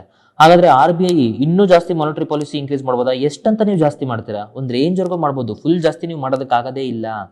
ಹಾಗಾಗಿ ಏನ್ ಹೇಳ್ತಿದ್ದಾರೆ, ಈ ಫುಡ್ ಇದೆಯಲ್ಲ, ಈ ಫುಡ್ನ ನಾವು ಹೆಂಗೋ ಮ್ಯಾನೇಜ್ ಮಾಡ್ಬೋದು. ಹೆಂಗ್ ಮ್ಯಾನೇಜ್ ಮಾಡ್ಬೋದು ಅಂತಂದ್ರೆ, ಈಗ ನಮ್ದು ಇಂಡಿಯಾದಲ್ಲಿ ಎಡಿಬಲ್ ಆಯಿಲ್ಸ್ ಇದಕ್ಕೆಲ್ಲ ನಮ್ದೇ ಪ್ರೋಗ್ರಾಮ್ ಇದೆ. ಸೊ ನಾವು ಅದರಲ್ಲಿ ಮ್ಯಾನೇಜ್ ಮಾಡ್ಬೋದು. ಆಮೇಲೆ ಬೇರೆ ಬೇರೆ ಕಡೆಯಿಂದ ನಾವು ಇಂಪೋರ್ಟ್ ಮಾಡ್ಕೊಂಡು ಹೆಂಗೋ ಎಡಿಬಲ್ ಆಯಿಲ್ ಮ್ಯಾನೇಜ್ ಮಾಡ್ಬೋದು. ಇನ್ ವೀಟ್ ಅಂತೂ ನಾವು ಎಕ್ಸ್ಪೋರ್ಟ್ ನ ಈಗ ಬ್ಯಾನ್ ಮಾಡಿದೀವಿ ವೀಟ್ ಇಂದು ಇಂಡಿಯಾದಲ್ಲಿ. ಹಾಗಾಗಿ ನಮ್ಮ ಹತ್ರನೇ ವೀಟ್ ಇರುತ್ತೆ. ಸೊ ಫುಡ್ ಇನ್ಫ್ಲೇಷನ್ ಅನ್ನ ನಾವು ಕಂಟ್ರೋಲ್ ಮಾಡ್ಬೋದು, ಇದ್ರ ಸ್ವಲ್ಪ ಪ್ರಾಬ್ಲಮ್ ಇಲ್ಲ. ಈ ಫ್ಯೂಯಲ್ ಕಂಟ್ರೋಲ್ ಮಾಡ್ತೀರಾ? ಈಗ ಇಂಟರ್ನ್ಯಾಷನಲ್ ಅಂತೂ ಹಂಗಾರೆ ಉಕ್ರೈನ್ ವಾರ್ ಮುಗಿಯೋವರೆಗೂ ನೀವು ಫ್ಯೂಯಲ್ ಪ್ರೈಸ್ ಜಾಸ್ತಿನೇ ಇರುತ್ತೆ, ಇನ್ಫ್ಲೇಷನ್ ಜಾಸ್ತಿನೇ ಇರುತ್ತಾ? ಇಲ್ಲ. ಹಾಗಾಗಿ ಏನ್ ಮಾಡ್ರಿ, ಉಕ್ರೈನ್ ವಾರ್ ಅಂತೂ ಸದ್ಯಕ್ಕೆ ಮುಗಿಯಲ್ಲ. ಅಲ್ಲಿವರೆಗೂ ಫ್ಯೂಯಲ್ ಮೇಲೆ ಏನ್ ಟ್ಯಾಕ್ಸ್ ಹಾಕ್ತಿರಲ್ಲ, ಫ್ಯೂಯಲ್ ಟ್ಯಾಕ್ಸ್, ಆ ಟ್ಯಾಕ್ಸ್ ಅನ್ನ ನೀವು ಗೌರ್ಮೆಂಟ್ ಕಮ್ಮಿ ಮಾಡ್ರಿ. ಅದನ್ನ ಕಮ್ಮಿ ಮಾಡಿದ್ರೆ ಹೆಚ್ಚು ಕಮ್ಮಿ 10 ರೂಪಾಯಿ ಗಟ್ಟಲೆ, ನಮಗೆ 10 ರೂಪಾಯಿ ಅಷ್ಟು ನೀವು ಏನಾದ್ರೂ ಕಮ್ಮಿ ಮಾಡಿದ್ರೆ ದೆನ್ ಆಬ್ವಿಯಸ್ಲಿ ಇನ್ಫ್ಲೇಷನ್ ಕಮ್ಮಿ ಆಗುತ್ತೆ. ಆಯ್ತಾ? ಇದ್ರ ಜೊತೆಗೆ ಬೇರೆ ಬೇರೆ ಮಾಡೆಲ್ಗಳು, ಉದಾಹರಣೆಗೆ ethanol blending programme with respect to petrol and diesel, ಅದನ್ನ ಮಾಡಿದ್ರೆ ಅದರಿಂದನೂ ಕಮ್ಮಿ ಆಗುತ್ತೆ. ಈ ತರ ನೀವು ಗವರ್ಮೆಂಟ್ ಇನಿಷಿಯೇಟಿವ್ ತಗೊಬೇಕು. ಇಮಿಡಿಯೇಟ್ ಆಗಿ ಫ್ಯೂಯಲ್ ಟ್ಯಾಕ್ಸ್ ಕಮ್ಮಿ ಮಾಡ್ರಿ, ಅವಾಗ ಈ ಕಡೆ ಇನ್ಫ್ಲೇಷನ್ ಕಮ್ಮಿ ಆಗುತ್ತೆ. ದೆನ್ ಜೊತೆಗೆ ಈ ತರ ಬೇರೆ ಬೇರೆ ಆಲ್ಟರ್ನೇಟಿವ್ ಮಾಡೆಲ್ಗಳನ್ನು ತಗೊಳ್ಳಿ, ಅವಾಗ ಕಮ್ಮಿ ಆಗುತ್ತೆ. ಅದರ್ವೈಸ್ ನೀವು ಮಾಡಲಿಲ್ಲ ಅಂತಂದ್ರೆ ಇನ್ಫ್ಲೇಷನ್ ಈಗ ಸದ್ಯಕ್ಕೆ ಕಮ್ಮಿ ಆಗದೇ ಇಲ್ಲ. ಅದು ಈ ಆರ್ಟಿಕಲ್ ಅಲ್ಲಿ ಹೇಳ್ತಿದೆ. ಸಿಂಪಲ್ ಫ್ಲೋ ಚಾರ್ಟ್ ಅಲ್ಲಿ ನಿಮಗೆ ಎಕ್ಸ್ಪ್ಲನೇಷನ್ ಮಾಡೋದಕ್ಕೆ ಬರಬೇಕು. ಈ ಆರ್ಟಿಕಲ್ ನ ನಾನು the Hindu 14th May international relation Shanghai cooperation organisation under ಈ ಆರ್ಟಿಕಲ್ ಹಾಕ್ತಿದ್ದೀನಿ. First of all Shanghai cooperation organisation ಅಂದ್ರೆ ಏನಂತ ಗೊತ್ತಾಗಬೇಕು. ಆಕ್ಚುಲಿ ನೋಡ್ರಿ, ನಾವು ಈ ಮ್ಯಾಪ್ ನೋಡಿದ್ರೆ ಇಲ್ಲಿ ಚೈನಾ ದೇಶ ಇದೆ. ಚೈನಾ ಫಸ್ಟ್ ತನ್ನ ಸುತ್ತಮುತ್ತಲು ಇರುವಂತಹ ದೇಶಗಳ ಮಧ್ಯದಲ್ಲಿ ಬಾರ್ಡರ್ ಪ್ರಾಬ್ಲಮ್ಗಳು ಏನೂ ಆಗ್ಲಿಲ್ಲಂಗೆ ಬಾರ್ಡರ್ ಸೆಕ್ಯೂರಿಟಿನ ಉಳಿಸ್ಕೊಂಡು ಟೆರರಿಸಮ್ ಈ ತರ ಸ್ಮಗ್ಲಿಂಗು ಏನೂ ಆಗ್ಬಾರ್ದು ಅಂತ ಅನ್ಬಿಟ್ಟು ತನ್ನ ಬಾರ್ಡರ್ ಕಂಟ್ರಿಗಳ ಜೊತೆ ಶಾಂಘೈ 5 ಅಂತ ಅನ್ಬಿಟ್ಟು ಮಾಡ್ಕೊಂತು. ತನ್ನ ಬಾರ್ಡರ್ ಅಂದ್ರೆ ಯಾವುದು, ಇಲ್ಲಿ ಮೇಲ್ ಬಂದ್ರೆ ರಷ್ಯಾ, ದೆನ್ ಪಕ್ಕದಲ್ಲಿ ಕಜಕಿಸ್ತಾನು, ದಿನದಾದ್ಮೇಲೆ ಯಾವುದು ಕಿರ್ಗಿಸ್ತಾನು, ದಿನದಾದ್ಮೇಲೆ ಯಾವುದು ತಜಿಕಿಸ್ತಾನ್. ಇವಿಷ್ಟು ಸೇರ್ಕೊಂಡು ಶಾಂಘೈ 5 ಅಂತ ಮಾಡ್ಕೊಂತು. ಈ ತರ ಶಾಂಘೈ 5 ಇದ್ದಂಥದ್ದು ಅದಾದ ನಂತರ ಉಜ್ಬೇಕಿಸ್ತಾನ್ ನೋಡಿ, ಈ ಉಜ್ಬೇಕಿಸ್ತಾನು ಚೈನಾ ಜೊತೆ ಬಾರ್ಡರ್ ಇಲ್ಲ, ಅರ್ಥ ಆಗ್ತಿದ್ಯಾ? ಈ ದೇಶನ ಯಾವಾಗ ಇದು ಸೇರಿಸ್ಕೊಂಡಾಗ ಶಾಂಘೈ 5 ಇರುವಂತದ್ದು ಶಾಂಘೈ ಕೋಆಪರೇಷನ್ ಆರ್ಗನೈಸೇಷನ್ ಆಯ್ತು. ಅದಾದ್ಮೇಲೆ 2017ರಲ್ಲಿ ಇಂಡಿಯಾ ಮತ್ತೆ ಪಾಕಿಸ್ತಾನ ಸೇರ್ಕೊಂತು. ಹಾಗಾಗಿ ಶಾಂಘೈ ಕೋಆಪರೇಷನ್ ಆರ್ಗನೈಸೇಷನ್ ಅಂದ್ರೆ ಇವತ್ತು 8 ಮೆಂಬರ್ಗಳು ಇದ್ದಾರೆ. ಅದ್ರ ಜೊತೆಗೆ ಕೆಲವು ಅಬ್ಸರ್ವರ್ಸ್ ಇದ್ದಾರೆ. ಅವ್ರು ಯಾರಂದ್ರೆ ಅಫ್ಘಾನಿಸ್ತಾನು, ಬೆಲಾರಸ್, ಇರಾನು ಮತ್ತೆ ಮಂಗೋಲಿಯಾ. ಇದು ಪ್ರಿಲಿಮ್ಸ್ ಪಾಯಿಂಟ್ ಆಫ್ ವ್ಯೂ ಇಂದ important observers of Shanghai cooperation organisation. ಈ ಮ್ಯಾಪ್ ನಿಮಗೆ ಗೊತ್ತಿರಬೇಕು. ಈಗ ವಿಚಾರ ಏನು ಅಂತ ನೋಡೋಣ. ಈಗಿಲ್ಲಿ ವಿಚಾರ ಏನು ಅಂದ್ರೆ, ಇವತ್ತು Shanghai cooperation organisation it is a permanent inter government organisation. ಇದು ಪರ್ಮನೆಂಟ್ ಇಂಟರ್ ಗೌರ್ಮೆಂಟ್ ಆರ್ಗನೈಸೇಷನ್. ಇದು ಯಾವುದು ಅಂತಂದ್ರೆ ಏಷ್ಯಾ ಮತ್ತು ಯುರೋಪ್, ದಟ್ ಈಸ್ ಯುರೇಷಿಯಾದು ಪೊಲಿಟಿಕಲ್ಲು, ಎಕನಾಮಿ ಮತ್ತೆ ಮಿಲಿಟರಿ 3 ವಿಚಾರಗಳ ಬಗ್ಗೆ ಮಾತಾಡುತ್ತೆ. ಮುಂಚೆ ಏನಿತ್ತು, ಬರೀ ಬಾರ್ಡರ್ ಬಗ್ಗೆ to ensure stability along border ಅಂತ ಇತ್ತಲ್ಲ, ಅದು ಬಿಟ್ಬಿಟ್ಟು ಏನೀಗ ಪೊಲಿಟಿಕಲ್, ಎಕನಾಮಿಕ್ ಅಂಡ್ ಮಿಲಿಟರಿ ವಿಚಾರಗಳ ಬಗ್ಗೆ ಏನ್ ಮಾಡುತ್ತೆ, ಡಿಸ್ಕಸ್ ಮಾಡುತ್ತೆ. ಹಂಗಾರೆ ಇವತ್ತಿನ ಶಾಂಘೈ ಕೋಆಪರೇಷನ್ ಆರ್ಗನೈಸೇಷನ್ ಇಂದು ಆಬ್ಜೆಕ್ಟಿವ್ಸ್ ಏನಂದ್ರೆ, ಒಂದು ಆಬ್ವಿಯಸ್ಲಿ ಸ್ಟಾರ್ಟ್ ಆಗಿದ್ದು ಯಾವುದಕ್ಕೆ, ಅದೇ ಕಾರಣಕ್ಕೆ solve border disputes, then fight terror, then regional ಅಲ್ಲಿ ಸೆಕ್ಯೂರಿಟಿ ಇರಬೇಕು, also counter US influence in Central Asia. US already Europe ಅಲ್ಲಿ ನ್ಯಾಟೋ ಅಂತ ಮಾಡಿ ನ್ಯಾಟೋನ ಎಕ್ಸ್ಪ್ಯಾಂಡ್ ಮಾಡ್ಕೊಂಡು ಎಲ್ಲಾರನ್ನೂ ಹಾಕೊಂಡು ಹೋಗ್ತಿದೆ. ಹಾಗಾಗಿ ಇಲ್ಲೂ ಬಂದ್ಬಿಟ್ಟು ಮತ್ತೆ ನೀವು ಮಾಡುವಂಥದ್ದು ಬೇಡ. ಹಂಗಾಗಿ USA ಕೌಂಟರ್ ಆಗಿ ಇದು ಶಾಂಘೈ ಕೋಆಪರೇಷನ್ ಆರ್ಗನೈಸೇಷನ್ ಏಷ್ಯಾದಲ್ಲಿ ಅವ್ರ ನ್ಯಾಟೋ ಎಕ್ಸ್ಪ್ಯಾಂಡ್ ಆಗಬಾರ್ದು ಅನ್ನೋ ಕಾರಣಕ್ಕೋಸ್ಕರ ಸೆಟಪ್ ಮಾಡೋದು ಅಂತ ಹೇಳ್ತಾರೆ. ಈ ಶಾಂಘೈ ಕೋಆಪರೇಷನ್ ಆರ್ಗನೈಸೇಷನ್ ಗೆ 2 ಪರ್ಮನೆಂಟ್ ಬಾಡೀಸ್ ಇದೆ. ಒಂದು ಶಾಂಘೈ ಕೋಆಪರೇಷನ್ ಆರ್ಗನೈಸೇಷನ್ ಸೆಕ್ರೆಟೇರಿಯೇಟ್, ಅದಂತೂ ಬೀಜಿಂಗ್ ಅಲ್ಲಿ ಇದೆ. ಇನ್ನೊಂದು ಎಕ್ಸಿಕ್ಯೂಟಿವ್ ಕಮಿಟಿ ಆನ್ RATS ಅಂತ. RATS ಅಂತಂದ್ರೆ ರೀಜನಲ್ ಆಂಟಿ ಟೆರರಿಸ್ಟ್ ಸ್ಟ್ರಕ್ಚರ್ ಅಂತ. ನೋಡಿ, RATS ಅಂತಂದ್ರೆ regional aunty terrorist structure, Uzbekistan, that is Tashkent. Okay, ನೋಡಿ ಉಜ್ಬೇಕಿಸ್ತಾನ್ ಅಲ್ಲಿ ತಾಷ್ಕೆಂಟ್ ಇದೆ ಕ್ಯಾಪಿಟಲ್, ಅಲ್ಲಿ ಇರುವಂತದ್ದು. ಈ RATS ಏನಿದೆಯಲ್ಲ, ಇದು ಆಂಟಿ ಟೆರರಿಸ್ಟ್ ವಿಚಾರಗಳನ್ನ ಇದು ನಡೆಸ್ಕೊಂಡು ಹೋಗುತ್ತೆ. ಹಾಗಾಗಿ ಈ ಆಂಟಿ ಟೆರರ್ ಮೀಟ್ ಏನಿದೆಯಲ್ಲ, ಈ ಆಂಟಿ ಟೆರರ್ ಮೀಟು ಪ್ರತಿ ವರ್ಷ ನಡೀತಾ ಹೋಗುತ್ತೆ. ಆ ತರ ಹೋದ ವರ್ಷ ಪಾಕಿಸ್ತಾನ ನಡೆದಿತ್ತು. ಆ ಪಾಕಿಸ್ತಾನ ನಡೆದಾಗ ಇಂಡಿಯನ್ ಟೀಮ್ ಕೂಡ ಹೋಗಿ ಅದನ್ನ ಮೀಟ್ ಆಗಿದ್ರು. ಈಗ China, Russia, Pakistan to attend Shanghai cooperation organisation anti terror meet in Delhi. ಈ ಸತಿ ಇಂಡಿಯಾದಲ್ಲಿ ನಡೆಸ್ತಿದೀವಿ. ಅದಕ್ಕೆ ಇವರೆಲ್ಲರೂ ಬಂದ್ಬಿಟ್ಟು ಏನಾಗ್ತಿದ್ದಾರೆ, ಮೀಟ್ ಆಗ್ತಿದ್ದಾರೆ ಅಂತ. ಸೊ ಹಾಗಾಗಿ ಈ ನ್ಯೂಸ್ ನಮಗೆ ಇಷ್ಟ ಇದ್ರು ಕೂಡ ನಿಮಗೆ ಆಂಟಿ ಟೆರರ್ ಮೀಟ್ ಅಂದ್ರೆ ಯಾವ್ದಿದು, RATS ಮೀಟ ಹೇಳ್ತಿರೋದು ಇವರು, ಅರ್ಥ ಆಗ್ತಿದ್ಯಾ? ದೆನ್ ಶಾಂಘೈ ಕೋಆಪರೇಷನ್ ಆರ್ಗನೈಸೇಷನ್ ಅಂದ್ರೆ ಏನು, ಇವೆಲ್ಲವೂ ಬೇಸಿಕ್ಸ್ ಗೊತ್ತಿರಬೇಕು, then only you can do. And once again sir ನೀವು ಬೇಸಿಕ್ಸ್ ಹೇಳ್ತಿರೋ ಸಾಲ್ತಿಲ್ಲ, ನಾವು ವೆಬ್ಸೈಟ್ ಅಲ್ಲಿ ನೋಡಿದ್ರೆ ಎಷ್ಟೆಷ್ಟೊಂದು IAS IAS ಅವ್ರು ದೊಡ್ಡದಾಗಿ ಎಷ್ಟೆಷ್ಟೊಂದು ಕೊಟ್ಟಿದ್ದಾರೆ ಅಂತ. ನಾನಿಲ್ಲಿ ನಿಮಗೆ ಒಂದು ವಿಚಾರ ಹೇಳ್ತೀನಿ, ನಾನು ಮಾಡಿದ ತಪ್ಪನ್ನ ಹೇಳ್ತಿದ್ದೀನಿ. ಇಲ್ಲಿ ನೀವು ಎಕ್ಸಾಮ್ ಪಾಸ್ ಆಗ್ಬೇಕಾ ಅಥವಾ ನಿಮಗೆ ನಾಲೆಡ್ಜ್ ಜಾಸ್ತಿ ಮಾಡ್ಕೊಬೇಕಾ? ಎಕ್ಸಾಮಿಗೆ ಎಷ್ಟು ಬೇಕೋ ಅಷ್ಟು ನಾಲೆಡ್ಜ್ ಮಾಡ್ಕೊಂಡ್ರೆ ಎಕ್ಸಾಮ್ ಪಾಸ್ ಆಗ್ತೀರಾ. ವಿಪರೀತ ನಾಲೆಡ್ಜ್ ನೀವು ಗೇನ್ ಮಾಡಕ್ ಹೋದ್ರೆ ನಂತರ ಟೀಚರ್ ಆಗ್ತೀರಾ. ನೀವು ಫಸ್ಟ್ ಡಿಸೈಡ್ ಮಾಡ್ರಿ, ಟೀಚರ್ ಆಗ್ಬೇಕಾ ಆಫೀಸರ್ ಆಗ್ಬೇಕಾ? ನನಗೆ ಟೀಚರ್ ಆಗ್ಬೇಕು. ಓಕೆ, ಸೊ ಹಂಗಾಗಿ ನಾನು ಸಿಕ್ಕಿದ್ದೆಲ್ಲ ಕೆದ್ಕೊಂಡು ಮಾಡ್ಕೊಂಡು ನಾನು ಓದ್ತೀನಿ. ಮಾಡ್ಕೊಂಡು ನಾನು ಓದ್ಬಿಟ್ಟು ನಿಮಗೆ ಎಕ್ಸಾಮಿಗೆ ಎಷ್ಟು ಬೇಕೋ ಅಷ್ಟು ಕೊಡ್ತಿದ್ದೀನಿ. So if you want to become an officer, ನಾನು ಎಷ್ಟು ಹೇಳ್ತಿದ್ದೀನಿ ಇದು ಬೇಕಾದಷ್ಟು ಆಯ್ತು, ಇದೇ ವಿಪರೀತ ಜಾಸ್ತಿ ಆಯ್ತು, ಇದಕ್ಕಿಂತ ಇನ್ನೂ ಜಾಸ್ತಿ ನೋಡಕ್ ಹೋಗ್ಬಿಡಿ. ಯಾಕಂದ್ರೆ ನಾನು ಫೈನ್ ಟ್ಯೂನ್ ನಿಮಗೆ ಮೆಟೀರಿಯಲ್ ಕೊಡ್ತಿರೋಂಥದ್ದು. ಇಷ್ಟನ್ನ ನೀವು 1 ವರ್ಷ ಮಾಡ್ರಿ, ನಿಮ್ದು UPSC ಅದು ಯಾಕೆ ಕ್ಲಿಯರ್ ಆಗಲ್ಲ ನೋಡೋಣ. ಈ ಆರ್ಟಿಕಲ್ನ the Hindu 14th May international relations Nepal ಅದರಲ್ಲಿ ಕಾಲಾಪಾನಿ ವಿಚಾರ ಹೇಳ್ತಿದ್ದೀನಿ. ಈಗ ಕಾಲಾಪಾನಿ ಸುಸ್ತಾ ಡಿಸ್ಪ್ಯೂಟ್ ಅಂತ ನಮ್ಗೆ ಇಲ್ಲಿ ಗೊತ್ತಿರಬೇಕು. ಆಕ್ಚುಲಿ ಏನಂತಂದ್ರೆ ಇಲ್ಲಿ ನೋಡಿ, ಜಮ್ಮು ಅಂಡ್ ಕಾಶ್ಮೀರ್ ರಿಆರ್ಗನೈಸೇಷನ್ ಆದ್ಮೇಲೆ ಇಂಡಿಯಾದು ಗೌರ್ಮೆಂಟ್ ಒಂದು ಮ್ಯಾಪ್ ಬಿಡ್ತು. ಆ ಮ್ಯಾಪ್ ಬಿಟ್ಟಾಗ ಈ ಕಾಲಾಪಾನಿ ಆಗಲಿ ಈ ಸುಸ್ತಾ ಏನಿದೆ, ಕಾಲಾಪಾನಿ ಮತ್ತೆ ಸುಸ್ತಾ, ಇದನ್ನ ಇಂಡಿಯಾದೊಳಗಡೆ ತೋರಿಸಿತ್ತು. ದೆನ್ ಅದಕ್ಕೋಸ್ಕರ ಇವರು ನೇಪಾಳು ಫುಲ್ ಗರಂ ಆಗ್ಬಿಟ್ಟು ನಮ್ಮ ಬಯಲಾಟ್ರಲ್ ರಿಲೇಷನ್ಸ್ ಇದು ಮಾಡ್ಕೊಂತು. ಆಕ್ಚುಲಿ ಏನಂತಂದ್ರೆ ಈ ಕಾಲಾಪಾನಿ ಆಗಲಿ ಸುಸ್ತಾ ಆಗಲಿ ಕರೆಂಟ್ಲಿ ಇದು ಇಂಡಿಯಾದಲ್ಲೇ ಇರುವಂಥದ್ದು ಅಂತ ವಾದ. ಯಾಕೆ ಅಂತಂದ್ರೆ ನೋಡ್ರಿ, ಈ ನೇಪಾಳಿಂದ ವೆಸ್ಟರ್ನ್ ಬೌಂಡ್ರಿ ನಾವೇನು ನೋಡ್ತಿದೀವಲ್ಲ, ಈ ನೇಪಾಳಿಂದ ವೆಸ್ಟರ್ನ್ ಬೌಂಡ್ರಿ ಇದು 1816 ಟ್ರೀಟಿ ಆಫ್ ಸಗೋಲಿ ಅಂತ ಆಗಿತ್ತು. ಈ ಟ್ರೀಟಿ ಆಫ್ ಸಗೋಲಿನಲ್ಲಿ ಈಸ್ಟ್ ಇಂಡಿಯಾ ಮತ್ತೆ ನೇಪಾಳು ಇವರಿಬ್ರು, ಈಸ್ಟ್ ಇಂಡಿಯಾ ಕಂಪನಿ ಅಂದ್ರೆ ಅವಾಗ ಬ್ರಿಟಿಷ್ ಇದ್ರಲ್ಲ, ಅವರು ಮತ್ತೆ ನೇಪಾಳು ಟ್ರೀಟಿ ಆಫ್ ಸಗೋಲಿ ಮಾಡಿಕೊಂಡು ಇಲ್ಲಿ ಕಾಲಾಪಾನಿ ಆಗ್ಲಿ ಮತ್ತೆ ಸುಸ್ತಾ ಆಗ್ಲಿ ಇದು ಆಲ್ರೆಡಿ ಇಂಡಿಯಾ ಆಗಿತ್ತು. ಅದ್ರ ಜೊತೆಗೆ 1962 ಚೈನಾ ವಾರ ಆಯ್ತಲ್ಲ, ಚೈನಾ ವಾರದಾಗ ಅವಾಗಿನ ನೇಪಾಳಿನ ರಾಜ ಮಹೇಂದ್ರ ಈತ ಕಾಲಾಪಾನಿನಾಗ್ಲಿ ಸುಸ್ತಾನಾಗ್ಲಿ ಇಂಡಿಯಾಗೆ ಹ್ಯಾಂಡ್ ಓವರ್ ಮಾಡಿದ್ದ, ಎಸ್ಪೆಷಲಿ ಕಾಲಾಪಾನಿನ. ಯಾಕೆಂದ್ರೆ ಇದು ನಮ್ಮ ಫೈಟಿಗೆ, ದಟ್ ಈಸ್ ಚೈನಾ ಅಗೇನ್ಸ್ಟ್ ಫೈಟಿಗೆ ಹೆಲ್ಪ್ ಆಗುತ್ತೆ ಅಂತ. ಸೊ ಈ ತರ ಇದು ಇಂಡಿಯಾ ತೋರಿಸಿದ್ರಲ್ಲಿ ಏನು ತಪ್ಪಿಲ್ಲ. ಆದ್ರೆ ಅದಕ್ಕೆ ನೇಪಾಳು ಸಿಟ್ ಮಾಡ್ಕೊಂಡು ಏನ್ ಮಾಡ್ಬಿಡ್ತು, ಅವರು ತಮ್ಮ ಸಂವಿಧಾನ ಅಮೆಂಡ್ಮೆಂಟ್ ಮಾಡ್ಬಿಟ್ಟು ಅವ್ರೊಂದ್ ಮ್ಯಾಪ್ ಅಲ್ಲಿ ಕಾಲಾಪಾನಿ ಸುಸ್ತಾನ ಅವ್ರು ಹಿಂಗ್ ತೋರಿಸ್ಕೊಂಡಿದ್ದಾರೆ, ಇವೆರಡು ನಮ್ದು ಅಂತ. ಅಷ್ಟೇ ಅಲ್ಲದೆ ಇಂಡಿಯಾದ ಕೆಲವು ಪ್ಲೇಸಸ್ಗಳು, ಲಿಂಪಿಯಾದುರಾ ಇಂಡಿಯಾ ಪ್ಲೇಸು, ಲಿಪುಲೇಖ ಇಂಡಿಯಾ ಪ್ಲೇಸು, ಇದನ್ನು ಕೂಡ ತನ್ನ ಟೆರಿಟರಿ ತೋರಿಸ್ಕೊಂಡ್ಬಿಟ್ಟಿದೆ. ಹಾಗಾಗಿ ಇಂಡಿಯಾ ಏನಷ್ಟು ತಲೆ ಕೆಡ್ಸ್ಕೊಂಡಿಲ್ಲ, ಅಯ್ಯೋ ಈ ಚಿಕ್ಕ ಹುಡುಗರ ಆಟ ಅಂತ ಅಂದ್ಬಿಟ್ಟು ಇಂಡಿಯಾ ಸುಮ್ಮನೆ ಬಿಟ್ಬಿಟ್ಟಿದೆ.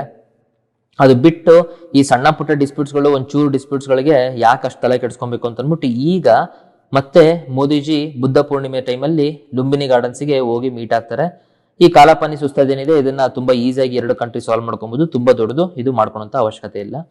ಪ್ರಿಲಿಮ್ಸ್ ಪಾಯಿಂಟ್ ಆಫ್ ವ್ಯೂ ಇಂದ ನಿಮಗೆ ಇಲ್ಲಿ ಇನ್ನೊಂದು ವಿಚಾರ ಗೊತ್ತಿರಬೇಕು, ನೇಪಾಳ ಅಂದಾಗ ಯಾವ್ಯಾವ ಸ್ಟೇಟು ಭಾರತದ್ದು ನೇಪಾಳಿಗೆ ನೇಬರಿಂಗ್ ಇದೆ, ಟಚ್ ಆಗುತ್ತೆ. Uttarakhand yes, Uttar Pradesh yes, Bihar yes, West Bengal yes, then Sikkim S.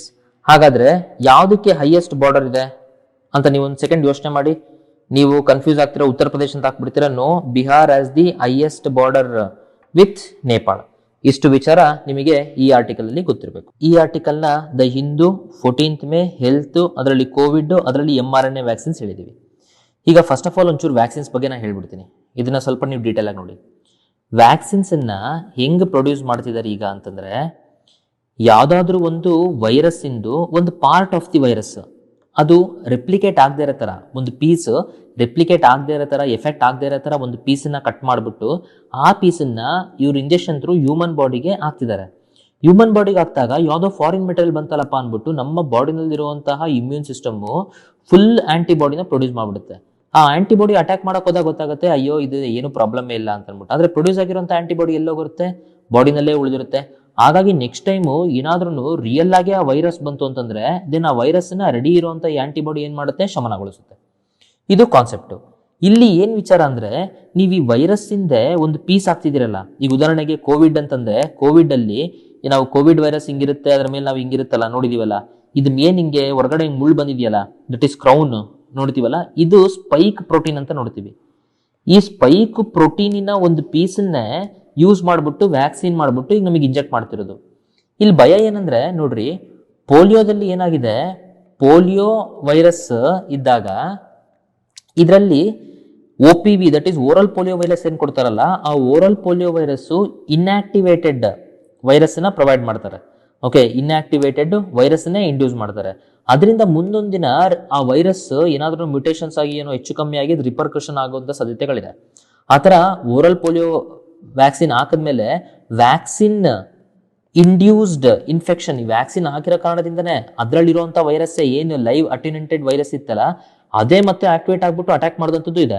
ಹಾಗಾಗಿ ಇಲ್ಲಿ ಏನ್ ಮಾಡ್ತಿದ್ದಾರೆ, ನೀವು ಕೋವಿಡ್ಗೆ ಸ್ಪೈಕ್ ಪ್ರೋಟೀನ್ ಪಾರ್ಟ್ ಹಾಕ್ತಿದ್ದೀರಲ್ಲ, ಪಾರ್ಟ್ ಹಾಕ್ಬಿಟ್ಟು ಇಮ್ಯೂನ್ ಸಿಸ್ಟಮ್ ಅನ್ನು ನೀವು ಟ್ಯಾಪ್ ಮಾಡ್ತಿದ್ದೀರಲ್ಲ, ಮುಂದೊಂದು ದಿನ ಇದೇನಾದ್ರೂ ಇದೇ ಎಫೆಕ್ಟ್ ಆಗ್ಬಿಡ್ತು ಅಂದ್ರೆ ಅದಕ್ಕೋಸ್ಕರ ಏನ್ ಮಾಡ್ತಿದ್ದಾರೆ, ಬೇಡ ನಾವು ಎಷ್ಟು ಸೇಫ್ ಆಗಿದ್ರು ಅಷ್ಟು ಒಳ್ಳೇದು. ಆ ಕಾರಣದಿಂದ ನಾವು ಯಾಕೆ mRNA ಇಂದ ನಾವು ವ್ಯಾಕ್ಸಿನ್ ಮಾಡಬಾರ್ದು ಅಂತ ಅನ್ಬಿಟ್ಟು. mRNA ವ್ಯಾಕ್ಸಿನ್ ಅಂದ್ರೆ ಏನಂತ ಫಸ್ಟ್ ತಿಳ್ಕೊಡ್ರಿ. ಈಗ ಇಲ್ಲಂತೂ ನಾನು ಹೇಳ್ದಂಗೆ ಏನಾಗ್ತಿದೆ, ಟ್ರೆಡಿಷನಲ್ ಮೆಥಡ್ ಅಲ್ಲಿ ಸ್ಪೈಕ್ ಪ್ರೋಟೀನ್ ಏನಿದೆ, ಈ ಸ್ಪೈಕ್ ಪ್ರೋಟೀನ್ ಒಂದು ಭಾಗ ಕಟ್ ಮಾಡಿಬಿಟ್ಟು ಹ್ಯೂಮನ್ ಬಾಡಿಗೆ ಇದನ್ನ ಇಂಡ್ಯೂಸ್ ಮಾಡ್ತಿದ್ದಾರೆ. ಈಗ mRNA ಏನ್ ಮಾಡ್ತಾರೆ ಅಂತಂದ್ರೆ, ಇವರು ಯಾವ್ದಾದ್ರು ಒಂದು ವೈರಸ್ಸು ನಮ್ಮ ಹ್ಯೂಮನ್ಸಿಗೆ ಅಟ್ಯಾಕ್ ಆಗದಿರೋ ತರ, ಉದಾಹರಣೆಗೆ ಇದರಲ್ಲಿ ಚಿಂಪಾಂಜಿಗೆ ಯಾವುದೋ ಅಟ್ಯಾಕ್ ಆಗುವಂತ ಒಂದು ವೈರಸ್ ಇದೆ ಅಂತ ತಿಳ್ಕೊಡ್ರಿ. ಆ ವೈರಸ್ ತಗೊಂತಾರೆ. ಆ ವೈರಸ್ ತಗೊಂಡ್ಬಿಟ್ಟು ಆ ವೈರಸ್ಸಿಗೆ ಇವ್ರು ಏನ್ ಮಾಡ್ತಾರೆ ಅಂತಂದ್ರೆ mRNA ಇಂಜೆಕ್ಟ್ ಮಾಡ್ತಾರೆ. mRNA ಅಂತಂದ್ರೆ ಇದು ಮೆಸೆಂಜರ್ RNA ಅಂತ. ಇಲ್ಲಿ ಏನ್ ಮೆಸೇಜ್ ಇರುತ್ತೆ ಅಂತಂದ್ರೆ, ಕೋವಿಡ್ ಇಂದ ಸ್ಪೈಕ್ ಪ್ರೋಟೀನ್ ಇದೆಯಲ್ಲ, ಈ ಸ್ಪೈಕ್ ಪ್ರೋಟೀನ್ ಇದೆಯಲ್ಲ, ಇದರದ್ದು ಮೆಸೇಜ್ ಬರೀ ಮೆಸೇಜ್ ಕೋಡ್ ಮಾತ್ರ ಇರುತ್ತೆ. ಆ ಕೋಡ್ ಏನ್ ಮಾಡ್ಬಿಡ್ತಾರೆ ಇವರು ಈ ವೈರಸ್ಸಿಗೆ ಇಂಡ್ಯೂಸ್ ಮಾಡ್ತಾರೆ. ದೆನ್ ಈ ವೈರಸ್ ನ ಹ್ಯೂಮನ್ ದೇಹಕ್ಕೆ ಹಾಕ್ತಾರೆ. ಹ್ಯೂಮನ್ ದೇಹಕ್ಕೆ ಹಾಕಿದಾಗ ಹ್ಯೂಮನ್ ದೇಹದಲ್ಲಿ ಇರುವಂತಹ ನ್ಯೂಟ್ರಿಯೆಂಟ್ಸ್ ಎಲ್ಲ ಬಳಸ್ಕೊಂಡ್ಬಿಟ್ಟು ಇದೇನು ವೈರಸ್ ಇತ್ತಲ್ಲ, ಈ virus which has the code of that spike protein, ಇದು ಹ್ಯೂಮನ್ ಬಾಡಿ ಒಳಗಡೆ ಹೋದ್ಮೇಲೆ ಅಲ್ಲಿ ಇದು ಈ ತರ ಸ್ಪೈಕ್ ಪ್ರೋಟೀನ್ ನ ತಾನು ಬೆಳೆಸ್ಕೊಳುತ್ತೆ. ಅರ್ಥ ಆಗ್ತಿದ್ಯಾ? ಮುಂಚೆನೆ ಟ್ರೆಡಿಷನಲ್ ಮೆಥಡ್ ಅಲ್ಲಿ ಏನ್ ಮಾಡ್ತಿದ್ರು, ಸ್ಪೈಕ್ ಪ್ರೋಟೀನ್ ಕಟ್ ಮಾಡ್ಬಿಟ್ಟು ಹಾಕ್ತಿದ್ರು. ಇಲ್ಲೇನ್ ಮಾಡ್ತಿದ್ರು, ಬರೀ ಕೋಡ್ ಅಷ್ಟೇ ಹಾಕಿದ್ದಾರೆ. ಸೊ ನಮ್ ದೇಹದಲ್ಲಿ ಹೋಗ್ಬಿಟ್ಟು ಇದೇನ್ ಮಾಡುತ್ತೆ, ಸ್ಪೈಕ್ ಪ್ರೋಟೀನ್ ಒಳಗಡೆ ಬೆಳೆಸ್ಕೊಳುತ್ತೆ. ಹಾಗಾಗಿ ಇದು ಹೊರಗಡೆಯಿಂದ ತಂದಿರೋದಲ್ಲ, ನಮ್ಮ ದೇಹದಲ್ಲೇ ಬೆಳೆದಿರುವಂತ ಸ್ಪೈಕ್ ಪ್ರೋಟೀನ್. ಈ ಪ್ರೋಟೀನಿಗೆ ಅಗೇನೆಸ್ಟ್ ನಮ್ಮ ದೇಹ ಆಂಟಿಬಾಡಿ ಪ್ರೊಡ್ಯೂಸ್ ಮಾಡುತ್ತೆ. ಹಾಗಾಗಿ ಇದು ಹೊರಗಡೆಯಿಂದ ಬಂದಂತಹ ಫಾರಿನ್ ಪಾರ್ಟಿಕಲ್ ಅಲ್ಲ. ದೆನ್ ಆಬ್ವಿಯಸ್ಲಿ ಈ ವೈರಸ್ ಏನಿದೆ ಇದಂತೂ ಹ್ಯೂಮನ್ಸ್ಗೆ ಎಫೆಕ್ಟ್ ಆಗಲ್ಲ. ಆ ಕಾರಣದಿಂದ mRNA ಸೇಫ್. ಅದನ್ನ ಹೆಂಗ್ ಮಾಡ್ತಾರೆ, ಆಕ್ಚುಲಿ ವೈರಸ್ ಅಲ್ಲಿ ಇರುತ್ತಾ, ಈ ವೈರಸ್ ಅಲ್ಲಿ ಈ mRNA ಥ್ರೂನೇ ಏನ್ ಮಾಡ್ತಾರೆ, ಈ information that is code spike protein code ಹಾಕ್ಬಿಡ್ತಾರೆ. ಅವಾಗ ವೈರಸ್ ಅಲ್ಲಿ DNA ಏನಿರುತ್ತೆ, ಆ DNA ಟ್ರಾನ್ಸ್ಕ್ರಿಪ್ಷನ್ ಮೂಲಕ RNA ಆಗಿ ಕನ್ವರ್ಟ್ ಆಗಿ, ಆ RNA ಟ್ರಾನ್ಸ್ಲೇಷನ್ ಪ್ರಕಾರ ರೈಬೋಸೋಮ್ ಅಲ್ಲಿ ಅದೇನ್ ಮಾಡುತ್ತೆ, ಪ್ರೋಟೀನ್ ಪ್ರೊಡ್ಯೂಸ್ ಮಾಡುತ್ತೆ. ಈ ರೈಬೋಸೋಮ್ ಅಲ್ಲಿ ಪ್ರೋಟೀನ್ ಪ್ರೊಡ್ಯೂಸ್ ಮಾಡ್ಬೇಕಂದ್ರೆ ಅದು ಕೋಡ್ ಬೇಕು. ಆ ಕೋಡ್ ನಾವು mRNA ಕೋಡ್, ಅದು ಎಲ್ಲಿಂದ ಬಂದಿದೆ, ಕೋವಿಡ್ ಇಂದು ವೈರಸ್ ಇದೆಲ್ಲ ಸ್ಪೈಕ್ ಪ್ರೋಟೀನ್, ಅಲ್ಲಿಂದ ನಾವು ಆ ಇನ್ಫಾರ್ಮೇಶನ್ ತಗೊಂಡ್ಬಿಟ್ಟು ಅದನ್ನ ಇಲ್ಲಿ ನಾವು ಹಾಕ್ತಾ ಇದೀವಿ. ಇಲ್ಲಿ ಹಾಕೋದ್ರಿಂದ ಏನಾಗುತ್ತೆ, ಹ್ಯೂಮನ್ ದೇಹ ಒಳಗಡೆನೆ ಸ್ಪೈಕ್ ಪ್ರೋಟೀನ್ ಪ್ರೊಡ್ಯೂಸ್ ಆಗುತ್ತೆ. ಹ್ಯೂಮನ್ ದೇಹ ಒಳಗಡೆನೆ ಪ್ರೊಡ್ಯೂಸ್ ಆಗೋದ್ರಿಂದ ಇದು ಹೊರಗಡೆಯಿಂದ ಫಾರಿನ್ ಮೆಟೀರಿಯಲ್ ಅಲ್ಲ, ಫಾರಿನ್ ಮೆಟೀರಿಯಲ್ ಡೇಂಜರ್. ಹಾಗಾಗಿ ಇದು ಒಳಗಡೆ ಪ್ರೊಡ್ಯೂಸ್ ಆಗೋದ್ರಿಂದ ಇದರಿಂದ ನಮಗೆ ಯಾವುದೇ ರೀತಿ ಸೈಡ್ ಎಫೆಕ್ಟ್ಸ್ ಇಲ್ಲ. ಅಂಡ್ ಆಲ್ಸೋ ಅಡ್ವಾಂಟೇಜ್ ಏನ್ ಗೊತ್ತಾ, ಅಕಸ್ಮಾತ್ ಏನಾದ್ರೂ ಕೋವಿಡ್ ಬೇರೆ ಬೇರೆ ತರ ಮುಟೇಷನ್ ಆಯ್ತು ಅಂದ್ರೆ ಇಲ್ಲಿ ನಾವ್ ಏನು ಚೇಂಜ್ ಮಾಡೋಂತ ಅವಶ್ಯಕತೆ ಇಲ್ಲ. ಜಸ್ಟ್ ಇಲ್ಲಿ ಏನ್ ನಾವು ಇನ್ಫಾರ್ಮೇಶನ್ ಕೊಡ್ತಿದೀವಲ್ಲ ಕೋಡ್, ಆ ಕೋಡ್ ನಾವು ಬೇರೆ ಕೊಟ್ಬಿಟ್ರೆ ಆಯ್ತು, ಆಗ್ಲೇ ಹೊಸ ವ್ಯಾಕ್ಸಿನ್ ಏನಾಗ್ಬಿಡುತ್ತೆ, ದೇಹದಲ್ಲಿ ಪ್ರೊಡ್ಯೂಸ್ ಆಗುತ್ತೆ. ಹಾಗಾಗಿ ಇದು ಫಾಸ್ಟ್ ಕೂಡ. ಸೊ ಈ ಕಾರಣದಿಂದ mRNA ನಾವು ಪ್ರಮೋಟ್ ಮಾಡಬೇಕು. ಹಾಗಾದ್ರೆ ಇಷ್ಟು ಒಳ್ಳೆ ವಿಚಾರ ಆಯ್ತು ಅಂದ್ರೆ ಯಾಕೆ ಹಂಗಾರೆ ನೀವು mRNA ಪ್ರಮೋಟ್ ಮಾಡ್ತಿಲ್ಲ? mRNA ವ್ಯಾಕ್ಸಿನ್ ಅವಾಗ್ಲೇನೆ ಮಾಡ್ಬೋದಿತ್ತಲ್ಲ. ಯಾಕೆ ನೀವು ಇರೋಂತಹ ವೈರಸ್ಸಿನ ಸ್ಪೈಕ್ ಪ್ರೋಟೀನ್ ಕಟ್ ಮಾಡ್ಬಿಟ್ಟು ಅದನ್ನ ನಮ್ಮ ದೇಹಕ್ಕೆ ಹಾಕ್ಬಿಟ್ಟು ಯಾಕೆ ಇಷ್ಟೆಲ್ಲ ಡೇಂಜರ್ ಯಾಕೆ ಕ್ರಿಯೇಟ್ ಮಾಡಿದ್ರಿ ಅಂದ್ರೆ, ಈ mRNA ಇದೆಯಲ್ಲ ಇದು ತುಂಬಾ ಸೆನ್ಸಿಟಿವ್. ಇದು ಇನ್ಫಾರ್ಮೇಶನ್ ಕ್ಯಾರಿ ಮಾಡಿರುತ್ತಲ್ಲ ತುಂಬಾ ಸೆನ್ಸಿಟಿವ್. ಇದನ್ನ -50 to -80 ಡಿಗ್ರಿ ಸೆಲ್ಸಿಯಸ್ ಅಲ್ಲಿ ಇಡಬೇಕಂತ ಇದನ್ನ. ಸೊ ಇಂಡಿಯಾ ಮೊದಲೇ ಟ್ರಾಪಿಕಲ್ ಕಂಟ್ರಿ, ಇಲ್ಲಿ ಎಲ್ಲಿ ಇಷ್ಟು ಮೈನಸ್ ಅಲ್ಲಿ ಹೆಂಗ್ ಇಡೋದು ನಾವು? ಮೊದಲೇ ಹೀಟ್ ಜಾಸ್ತಿ, ಜೊತೆಗೆ ನಮ್ಮ ಹತ್ರ ಸ್ಟೋರೇಜ್ ಇದೆಯಾ, ಫ್ರೀಜರ್ಸ್ ಇದೆಯಾ? ಇಲ್ಲ. ಹಾಗಾದ್ರೆ ಸ್ಟೋರೇಜ್ ಫ್ರೀಜರ್ಸ್ ನಾವು ಇಷ್ಟು ಮೇಂಟೈನ್ ಮಾಡ್ಬೇಕಂದ್ರೆ ವ್ಯಾಕ್ಸಿನ್ ಕಾಸ್ಟ್ಲಿ ಆಗಲ್ವಾ? ವ್ಯಾಕ್ಸಿನ್ ಕಾಸ್ಟ್ಲಿ ಆಯ್ತು ಅಂದ್ರೆ ಎಲ್ಲಾ ಜನಕ್ಕೂ ಹೆಂಗೆ ವ್ಯಾಕ್ಸಿನ್ ಕೊಡೋದು? ಆ ಕಾರಣದಿಂದ ಇನಿಷಿಯಲಿ ಇದು ಕೊಟ್ಟಿದ್ದಾರೆ. ಮುಂದೊಂದು ದಿನ ಚೀಪ್ ಆಗಿ ಇದೇನಾದ್ರೂ ನಮ್ಗೆ ಪ್ರೊಡ್ಯೂಸ್ ಆಯ್ತು ಅಂದ್ರೆ ಮತ್ತೆ ಇನ್ನೊಂದು ಡೋಸ್ ಎಲ್ಲರಿಗೂ ಇದು ಹೊಡಿತಾರೆ. ಅರ್ಥ ಆಗ್ತಿದ್ಯಾ? ಸೊ ಅಂತ ಒಂದು mRNA ವ್ಯಾಕ್ಸಿನ್ ನಾನು ಪ್ರೊಡ್ಯೂಸ್ ಮಾಡ್ತೀನಿ ಬರೀ 2 to 8 ಡಿಗ್ರಿ ಸೆಲ್ಸಿಯಸ್ ಅಲ್ಲೇ, ಮೈನಸ್ ಅಲ್ಲ, +2 to 8 ಡಿಗ್ರಿ ಸೆಲ್ಸಿಯಸ್ ಅಲ್ಲಿ ಇರೋ ತರ, ಆಮೇಲೆ ಇದು ಚೀಪ್ ಆಗಿರೋ ತರ ಅದನ್ನ ನಾನು ಪ್ರೊಡ್ಯೂಸ್ ಮಾಡ್ತೀನಿ ಅಂತ ಜೆನೋವಾ ಅಂತ ಅನ್ಬಿಟ್ಟು ಒಂದು ಪೂನಾ ಬೇಸ್ಡ್ ಕಂಪ್ನಿ ಹೇಳಿತ್ತು. ಆದ್ರೆ ಇದನ್ನ ರಿಸರ್ಚ್ ಮಾಡ್ಬೇಕಾದ್ರೆ ಸೂಪರ್ ಆಗಿ ministry of science and technology under CSIR ಅಲ್ಲಿ ಇದೆಯಲ್ಲ CCMB, ಈ CCMB ಇವರು already Indian mRNA vaccine platform develop ಮಾಡ್ಬಿಟ್ರು. ಹಾಗಾಗಿ before Gennova could produce, government of India institution CCMB produced it's produced it, ಯಾವುದು mRNA ವ್ಯಾಕ್ಸಿನ್ ಬೇಸ್ಡ್ ಆನ್ ಮೋಡರ್ಮಾ ಮಾಡೆಲ್ ಅಂತಂದ್ರೆ, Moderna ಅಂತಂದ್ರೆ ಮುಂಚೆ ಒಂದು ವ್ಯಾಕ್ಸಿನ್ ಈ ಮಾಡಲಲ್ಲೇ ಕ್ರಿಯೇಟ್ ಮಾಡಿದ್ರು, ಆ ಮಾಡಲಲ್ಲೇ ಮಾಡಿದರೆ ಹೊರತು ಅವರಿಂದ ನಾವು ಏನು ಇಂಗ್ರೀಡಿಯೆಂಟ್ಸ್ ಆಗಲಿ ಇದಾಗ್ಲಿ ನಾವು ಮಾಡಿಲ್ಲ. ಹಾಗಾಗಿ this is what mRNA vaccine is, this is how it works. ನೋಡಿ ಇಲ್ಲಿ ಅದಕ್ಕೋಸ್ಕರನೇ ಈ ಒಂದು ಆರ್ಟಿಕಲ್ ನಿಮಗೆ ವೆರಿ ಇಂಪಾರ್ಟೆಂಟು. ಈ ಆರ್ಟಿಕಲ್ ಅನ್ನು ನೀವು ಓದ್ಕೊಳ್ಳಿ. ಇದು ಅರ್ಥ ಆಗ್ಬೇಕಂದ್ರೆ ನಾನು ಹೇಳ್ತಿದ್ದೀನಲ್ಲ, ಇವೆಲ್ಲ ಬೇಸಿಕ್ಸ್ ಗೊತ್ತಿರಬೇಕು. mRNA ಏನ್ ಹೇಳ್ತಿದ್ದಾರೆ, ಜಸ್ಟ್ ನಾವು ಇನ್ನೊಂದ್ಸತಿ ನಾನು ರೀಕ್ಯಾಪ್ ಮಾಡ್ತೀನಿ ನೋಡ್ರಿ. ಬರೀ ಕೋಡ್ನ ಮಾತ್ರ ಮೆಸೆಂಜರ್ RNA ಪ್ರಕಾರ ನಾವು ಮೆಸೇಜ್ ಮಾಡ್ತಿರೋದು. ಇದನ್ನ ಮುಂಚೆ ಟ್ರೆಡಿಷನಲ್ ಏನ್ ಮಾಡ್ತಾರೆ, ಆ ಸ್ಪೈಕ್ ಪ್ರೋಟೀನಿನ ಪೀಸ್ನೇ ಕಟ್ ಮಾಡ್ಬಿಟ್ಟು ನಮ್ಮ ದೇಹದೊಳಗಡೆ ಹಾಕ್ತಿದ್ರು. ಅಂದ್ರೆ ಹೊರಗಡೆ ಪ್ರೊಡ್ಯೂಸ್ ಆಗಿರೋದನ್ನ ಒಳಗಡೆ ಹಾಕಿದ್ರೆ ಫಾರಿನ್ ಮೆಟೀರಿಯಲ್. ಅದೇ ನಮ್ಮ ದೇಹದೊಳಗಡೆ ಯಾವುದೋ ಒಂದು ವೈರಸ್ ನಮಗೆ ಎಫೆಕ್ಟ್ ಆಗದಿರೋ ವೈರಸ್ಸಿಗೆ ಈ mRNA ಮೆಸೇಜ್ ಅನ್ನ ಕೊಟ್ಟುಬಿಟ್ಟು ನಮ್ಮ ದೇಹಕ್ಕೆ ಕಳಿಸಿದ್ರೆ ನಮ್ಮ ದೇಹದಲ್ಲೇ ಇದು ಸ್ಪೈಕ್ ಪ್ರೋಟೀನ್ ಪ್ರೊಡ್ಯೂಸ್ ಮಾಡ್ಕೊಳುತ್ತೆ. ಆ ಸ್ಪೈಕ್ ಪ್ರೋಟೀನ್ ಅಗೇನ್ಸ್ಟ್ ಏನಾಗುತ್ತೆ, ಆಂಟಿಬಾಡೀಸ್ ಪ್ರೊಡ್ಯೂಸ್ ಆಗುತ್ತೆ. It is as simple as that. Okay, next Prajavani analysis ಮಾಡೋಣ. ಅಳಿವಿನಂಚಿನ ಬಿಳಿ ರಣಹದ್ದು ಪತ್ತೆ. ಹಂಗಾಗಿ ನಾನು ಈ ಆರ್ಟಿಕಲ್ ಮಾಡ್ಬೇಕಾದ್ರೆ ಫುಲ್ ಖುಷಿ ಆಗ್ತಿದೆ. ಯಾಕಂದ್ರೆ ಇದು ಪತ್ತೆ ಆಗಿರೋದು ಎಲ್ಲಾಗಿದೆ ಗೊತ್ತಾ, ನಮ್ಮ ದಾವಣಗೆರೆನಲ್ಲಿ, ನಮ್ಮ ಬೆಣ್ಣೆನಗೆರೆನಲ್ಲಿ ಇದಾಗಿದೆ. ಓಕೆ, ಸೊ ಹಾಗಾಗಿ ಇದರಲ್ಲಿ ಇದು ಏನು ಅಂತಂದ್ರೆ, ಈ ವಲ್ಚರ್ಗಳು ಎಲ್ಲವೂ ಕಮ್ಮಿನೇ ಆಗ್ತಿದೆ. ಯಾಕೆ ವಲ್ಚರ್ ಕಮ್ಮಿ ಆಗ್ತಿದೆ ಅಂತಂದ್ರೆ, ಈಗ ಈ ವಲ್ಚರ್ ಏನಿದೆ, ನಾವು ಎಕಾಲಜಿನಲ್ಲಿ ನೋಡೋದಾದ್ರೆ ಇವನ್ನ ನಾವು ಸ್ಕ್ಯಾವೆಂಜರ್ಸ್ ಅಂತ ಕರಿತೀವಿ. ಅಂದ್ರೆ ಯಾವ್ದಾದ್ರು ಒಂದು ಸತ್ತು ಬಿದ್ದಿರೋಂಥದ್ದು ಅದನ್ನ ತಿಂದ್ಬಿಟ್ಟು ಅದನ್ನ ಬಯೋಡಿಗ್ರೇಡಬಲ್ ಮಾಡ್ಬಿಟ್ಟು ಅದನ್ನ ಒಂದು ಸೈಕಲ್, ದಟ್ ಈಸ್ ಲೈಫ್ ಸೈಕಲ್ಗೆ, ದಟ್ ಈಸ್ ಇದನ್ನೇನಂತಾರೆ ನ್ಯೂಟ್ರಿಯೆಂಟ್ ಸೈಕಲ್ಗೆ ಮತ್ತೆ ಅದನ್ನ ಎಲ್ಲರಿಗೂ ಸಿಗೋ ತರ ಮಾಡುವಂಥದ್ದು, ಅದು ಈ ಹದ್ದಿನ ಕೆಲಸ. ಅರ್ಥ ಆಗ್ತಿದೆಯಾ? ಯಾಕಂದ್ರೆ ಈ ಆಹಾರ ಸತ್ತಿರುತ್ತಲ್ಲ, ಅದರಲ್ಲಿ ಇರುವಂತಹ ಬ್ಯಾಕ್ಟೀರಿಯಾ, ವೈರಸ್ ಇವನ್ನೆಲ್ಲವನ್ನು ಜೀರ್ಣಿಸ್ಕೊಳ್ಳುವಂತ ಕೆಪಾಸಿಟಿ ಈ ಹದ್ದಿನ ಹೊಟ್ಟೆನಲ್ಲಿರುತ್ತೆ. ಅಕಸ್ಮಾತ್ ಈ ಹದ್ದೇ ಇಲ್ಲ ಅಂದ್ರೆ ಏನಾಗುತ್ತೆ, ಆ ಸತ್ತಿರೋವನ್ನೆಲ್ಲ ರ್ಯಾಟ್ಸ್ ಆಮೇಲೆ ಡಾಗು ಎಲ್ಲ ತಿನ್ಬಿಟ್ಟು ಇದರಿಂದ ಮತ್ತು ಮನುಷ್ಯನಿಗೆ ಅದು ವೈರಸ್ ಸ್ಪ್ರೆಡ್ ಆಗುವಂತ ಸಾಧ್ಯತೆ ಇರುತ್ತೆ. ಹಾಗಾಗಿ ವಲ್ಚರ್ಸ್ ಆರ್ ವೆರಿ ಇಂಪಾರ್ಟೆಂಟ್ ನಮ್ಮ ಎಕಾಲಜಿನಲ್ಲಿ. ಅದ್ರ ಜೊತೆಗೆ ಇಲ್ಲಿ ಏನ್ ಪ್ರಾಬ್ಲಮ್ ಆಗ್ತಿದೆ, ಈ ಉದಾಹರಣೆಗೆ ಸತ್ತಿರುವಂತ ಕ್ಯಾಟಲ್ ಇರಲಿ ಅಥವಾ ಏನೇ ಸತ್ತಿರುವಂತ ಡೊಮೆಸ್ಟಿಕ್ ಅನಿಮಲ್ಸ್ ಇರಲಿ, ಈ ಡೊಮೆಸ್ಟಿಕ್ ಅನಿಮಲ್ಸ್ ಗಳಿಗೆ ಯೂಶಲಿ ಪೇನ್ ಕಿಲ್ಲರ್ ಆಗಿ ಡೈಕ್ಲೋಫಿನಾಕ್ ಅಂತ ಅಂದ್ಬಿಟ್ಟು ಕೊಡ್ತಾರೆ. ಡೈಕ್ಲೋಫಿನಾಕ್ ಅನಿಮಲ್ಸ್ಗೆ ಪೇನ್ ಕಿಲ್ಲರ್ಗೆ, ಈಗ ಎತ್ತು ಗಿತ್ತು ಎಲ್ಲ ಇಡೀ ದಿನ ಕೆಲಸ ಮಾಡಿರುತ್ತಲ್ಲ, ಅದಕ್ಕೆ ಪೇನ್ ಕಿಲ್ಲರ್ ಡೈಕ್ಲೋಫಿನಾಕ್ ಕೊಡ್ತಾರೆ. ಈ ಡೈಕ್ಲೋಫಿನಾಕ್ ಏನ್ ಮಾಡುತ್ತೆ, ಈ ಕ್ಯಾಟಲ್ ದೇಹದಲ್ಲಿ ಇರುತ್ತಲ್ಲ ಅಥವಾ ಸತ್ತಿರೋದ್ರಲ್ಲಿ ಇರುತ್ತಲ್ಲ, ಅದನ್ನ ಈ ಹದ್ದು ತಿಂದಾಗ ಈ ಡೈಕ್ಲೋಫಿನಾಕ್ ಹದ್ದಿನ ಕಿಡ್ನಿ ಫೇಲಿಯರ್ ಕಾರಣ ಆಗ್ತಿದೆ. ಸೊ ಹಾಗಾಗಿ ಏನಾಗ್ತಿದಾವೆ, ಹದ್ದು ಸಾಯ್ತಿದಾವೆ ಅಂದ್ರೆ ಏನು ಅರ್ಥ, ರೋಡಲ್ಲಿ ಹೆಣಗಳು, ಯಾವುದು ಈ ಅನಿಮಲ್ಗಳದು. ಸೊ ಆ ಕಾರಣದಿಂದ ಹದ್ದುಗಳು ಸಾಯಬಾರದು, ಇದು ವೆರಿ ಇಂಪಾರ್ಟೆಂಟ್ ಅಂತ ಅಂದ್ಬಿಟ್ಟು ಡೈಕ್ಲೋಫಿನಾಕ್ನ ಬ್ಯಾನ್ ಮಾಡಿದ್ದಾರೆ. ಯಾವ್ದ್ರಲ್ಲಿ ಬ್ಯಾನ್ ಮಾಡಿದ್ದಾರೆ, ವೆಟರ್ನರಿನಲ್ಲಿ ಡೈಕ್ಲೋಫಿನಾಕ್ ಬ್ಯಾನ್ ಮಾಡಿದ್ದಾರೆ. ಅರ್ಥ ಮಾಡ್ಕೊಳ್ಳಿ, ವೆಟರ್ನರಿ ಫೀಲ್ಡ್ ಅಲ್ಲಿ. ಇನ್ನ ಮನುಷ್ಯನಿಗೆ ಪೇನ್ ಕಿಲ್ಲರ್ ಆಗಿ ಕೆಲವು ಕಡೆ ಡೈಕ್ಲೋಫಿನಾಕ್ ಕೊಡ್ತಿದ್ದಾರೆ. ಹಾಗಾಗಿ ಇಲ್ಲಿ ವೆಟರ್ನರಿನಲ್ಲಿ ನೀವು ಬ್ಯಾನ್ ಮಾಡಿದೀರಾ, ಆದ್ರೆ ಹ್ಯೂಮನ್ಸ್ ಯೂಸಿಗೆ ಇನ್ನ ಹಂಗೆ ಇಟ್ಟಿದ್ದೀರಾ ಅಂತಂದ್ರೆ, ಹ್ಯೂಮನ್ಸ್ಗೆ ಇಲ್ಲ ನಮ್ ಕಾಕಂಗೆ ನೋವು, ಸೊಂಟ ನೋವು, ಅವ್ರಿಗೆ ಸೊಂಟ ನೋವು, ಇವ್ರಿಗೆ ಸೊಂಟ ನೋವು, ಅವ್ರಿಗೆ ಪೇನ್ ಕಿಲ್ಲರ್ ಅಂತ ಅಂದ್ಬಿಟ್ಟು ತಗೊಂಡೋಗ್ಬಿಟ್ಟು ಮತ್ತೆ ಇವ್ರು ಏನ್ ಮಾಡ್ತಿದ್ದಾರೆ, ರೈತರು ಕ್ಯಾಟಲ್ಗೆ ಕೊಡ್ತಿದ್ದಾರೆ ಪೇನ್ ಕಿಲ್ಲರ್ ಆಗಿ. ಆ ಕ್ಯಾಟಲ್ ಸಾಯ್ತಿದೆ ಎಷ್ಟೋ ದಿನ ಆದ್ಮೇಲೆ, ಸತ್ತ ಮೇಲೆ ಅದನ್ನ ಹದ್ದು ತಿನ್ನಕ್ ಬಂದು ಹದ್ದಿಗೆ ಏನಾಗುತ್ತೆ, ಇಲ್ಲಿ ಕಿಡ್ನಿ ಫೇಲಿಯರ್ ಆಗುತ್ತೆ. ಸೊ ಆ ಕಾರಣದಿಂದ ಡೈಕ್ಲೋಫಿನಾಕ್ ಇಸ್ ಡೇಂಜರಸ್, ಅದನ್ನ ಯೂಸ್ ಮಾಡಬೇಡಿ. ಹದ್ದು ನೋಡಕ್ ಕೆಟ್ಟದಾಗಿದೆ, ಇದು ಬೇಡ ಅಂತ ಅಂದ್ಬಿಟ್ಟು ನೀವು ಹಂಗ್ ಡಿಸೈಡ್ ಮಾಡಬೇಡ್ರಿ. ಎಕಾಲಜಿಕಲ್ ಸರ್ವಿಸಸ್ ಅಲ್ಲಿ one of the important.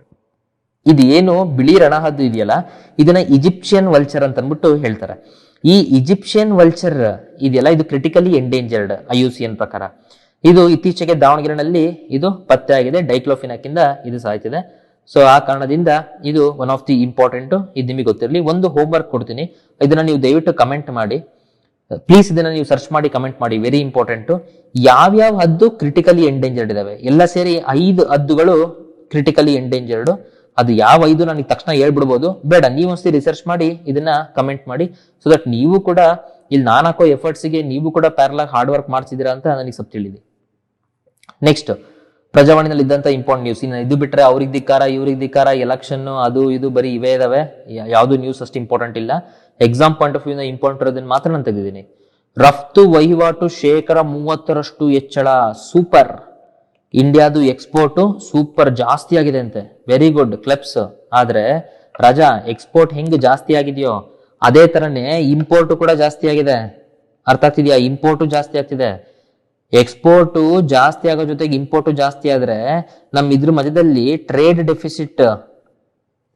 Deficit ಏನಿದೆಯಲ್ಲ, ಇದರಲ್ಲಿ ಗ್ಯಾಪ್, ಆ ಗ್ಯಾಪ್ ಕೂಡ ಜಾಸ್ತಿ ಆಗಿದೆ. ನಮ್ದೇನು ಅಂತಂದ್ರೆ, ನಾವು ಇಂಪೋರ್ಟ್ ಎಕ್ಸ್ಪೋರ್ಟ್ ಮಧ್ಯದಲ್ಲಿ ಗ್ಯಾಪ್ ನ ಆದಷ್ಟು ಕಮ್ಮಿ ಮಾಡಬೇಕು. ಎಕ್ಸ್ಪೋರ್ಟ್ ಜಾಸ್ತಿ ಆಗಿ ಇಂಪೋರ್ಟ್ ಎಷ್ಟಿದೆಯೋ ಅಷ್ಟೇ ಇತ್ತು ಅಂದ್ರೆ ರಫ್ತು ಜಾಸ್ತಿ ಆಗಿ ಆಮದು ಎಷ್ಟಿತ್ತೋ ಅಷ್ಟೇ ಇತ್ತು ಅಂತಂದ್ರೆ ಇದನ್ನ ನಾವು ಖುಷಿ ಪಡುವಂತ ಸಂಗತಿ. ಅಥವಾ ರಫ್ತು ನಮಗೆ ವಿಪರೀತ ಜಾಸ್ತಿ ಆಗಿ ಆಮದು ಕಮ್ಮಿ ಆಯ್ತು ಅಂದ್ರೆ ಇದು ಫುಲ್ ವಿಜುವಲ್ಸ್ ಕ್ಲಾಪ್ಸ್ ಹೊಡೆಯುವಂತ ಸಂಗತಿ. ರಫ್ತು ಜಾಸ್ತಿ ಆಗಿದೆ, ಈ ಕಡೆ ಆಮದು ಜಾಸ್ತಿ ಆಗಿದೆ, ಇವೆರಡರ ಮಧ್ಯದಲ್ಲಿ ಹಂಗಾರೆ ಗ್ಯಾಪ್ ಇರುವಂತದ್ದು ಸಾಲ ಇಂಡಿಯಾದಲ್ಲಿ ಬ್ಯಾಲೆನ್ಸ್ ಆಫ್ ಪೇಮೆಂಟ್ ಅಂತ ಅಂದ್ಬಿಟ್ಟು ಏನ್ ಹೇಳ್ತೀವಲ್ಲ, ಬ್ಯಾಲೆನ್ಸ್ ಆಫ್ ಪೇಮೆಂಟ್ ಹಂಗಾರೆ ಜಾಸ್ತಿನೇ ಆಗ್ತಿದೆ, ಟ್ರೇಡ್ ಡೆಫಿಸಿಟ್ ಜಾಸ್ತಿನೇ ಆಗ್ತಿದೆ. ಹಂಗಾಗಿ ಇದಕ್ಕೆ ಸಂಭ್ರಮ ಮಾಡ್ತಿದ್ದೀರಾ. ಬಟ್ ಆದ್ರೂ ಪರವಾಗಿಲ್ಲ, ರಫ್ತು ಜಾಸ್ತಿ ಆಗಿದೆ.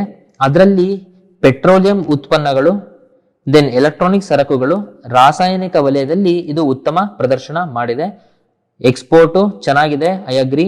ಇಂಪೋರ್ಟ್ ಏನ್ ಮಾಡಬೇಕು, ನೀವಿಲ್ಲಿ ಕಮ್ಮಿ ಮಾಡಬೇಕು. ಇಲ್ಲಿ ಇನ್ನೊಂದು ಆಂಗಲ್ ಹೇಳ್ತಾರೆ ಏನಂದ್ರೆ, ಅಂತಾರಾಷ್ಟ್ರೀಯ ಮಾರುಕಟ್ಟೆನಲ್ಲಿ ಹಣದುಬ್ಬರ ಆಗಿರೋದ್ರಿಂದ ನಾವು ಎಕ್ಸ್ಪೋರ್ಟ್ ಮಾಡಿದೀವಲ್ಲ, ಎಕ್ಸ್ಪೋರ್ಟ್ ಇಂದ ನೀವು ನಂಬರ್ಗಳು ಜಾಸ್ತಿ ಆಗಿದಾವೆ ಅಂತ ಹೇಳ್ತಿದೀವಲ್ಲ, ಅದರಲ್ಲಿ ಹಣದುಬ್ಬರನು ಸೇರ್ಕೊಂಡಿದೆ, ಇಂಟರ್ನ್ಯಾಷನಲ್ ಇನ್ಫ್ಲೇಷನ್ ಸೇರ್ಕೊಂಡಿದೆ ಅಂತ ಕೂಡ ಒಂದು ವಾದ ಮಾಡ್ಬಿಟ್ಟು ಇದು ತಪ್ಪು, ನಾವಿಲ್ಲಿ ತುಂಬಾ ಸಂಭ್ರಮ ಪಡುವಂತ ಅವಶ್ಯಕತೆ ಇಲ್ಲ, ನಮ್ಗೇನ್ ಅಂತ ಜಾಸ್ತಿ ಉಪಯೋಗ ಇಲ್ಲ ದೇಶಕ್ಕೆ ಅಂತ ಕೂಡ ಇಲ್ಲಿ ಕ್ರಿಟಿಕಲಿ ಅನಲೈಸ್ ಮಾಡ್ತಿದ್ದಾರೆ. ಅದು ನಿಮಗೆ ಗೊತ್ತಿರಲಿ.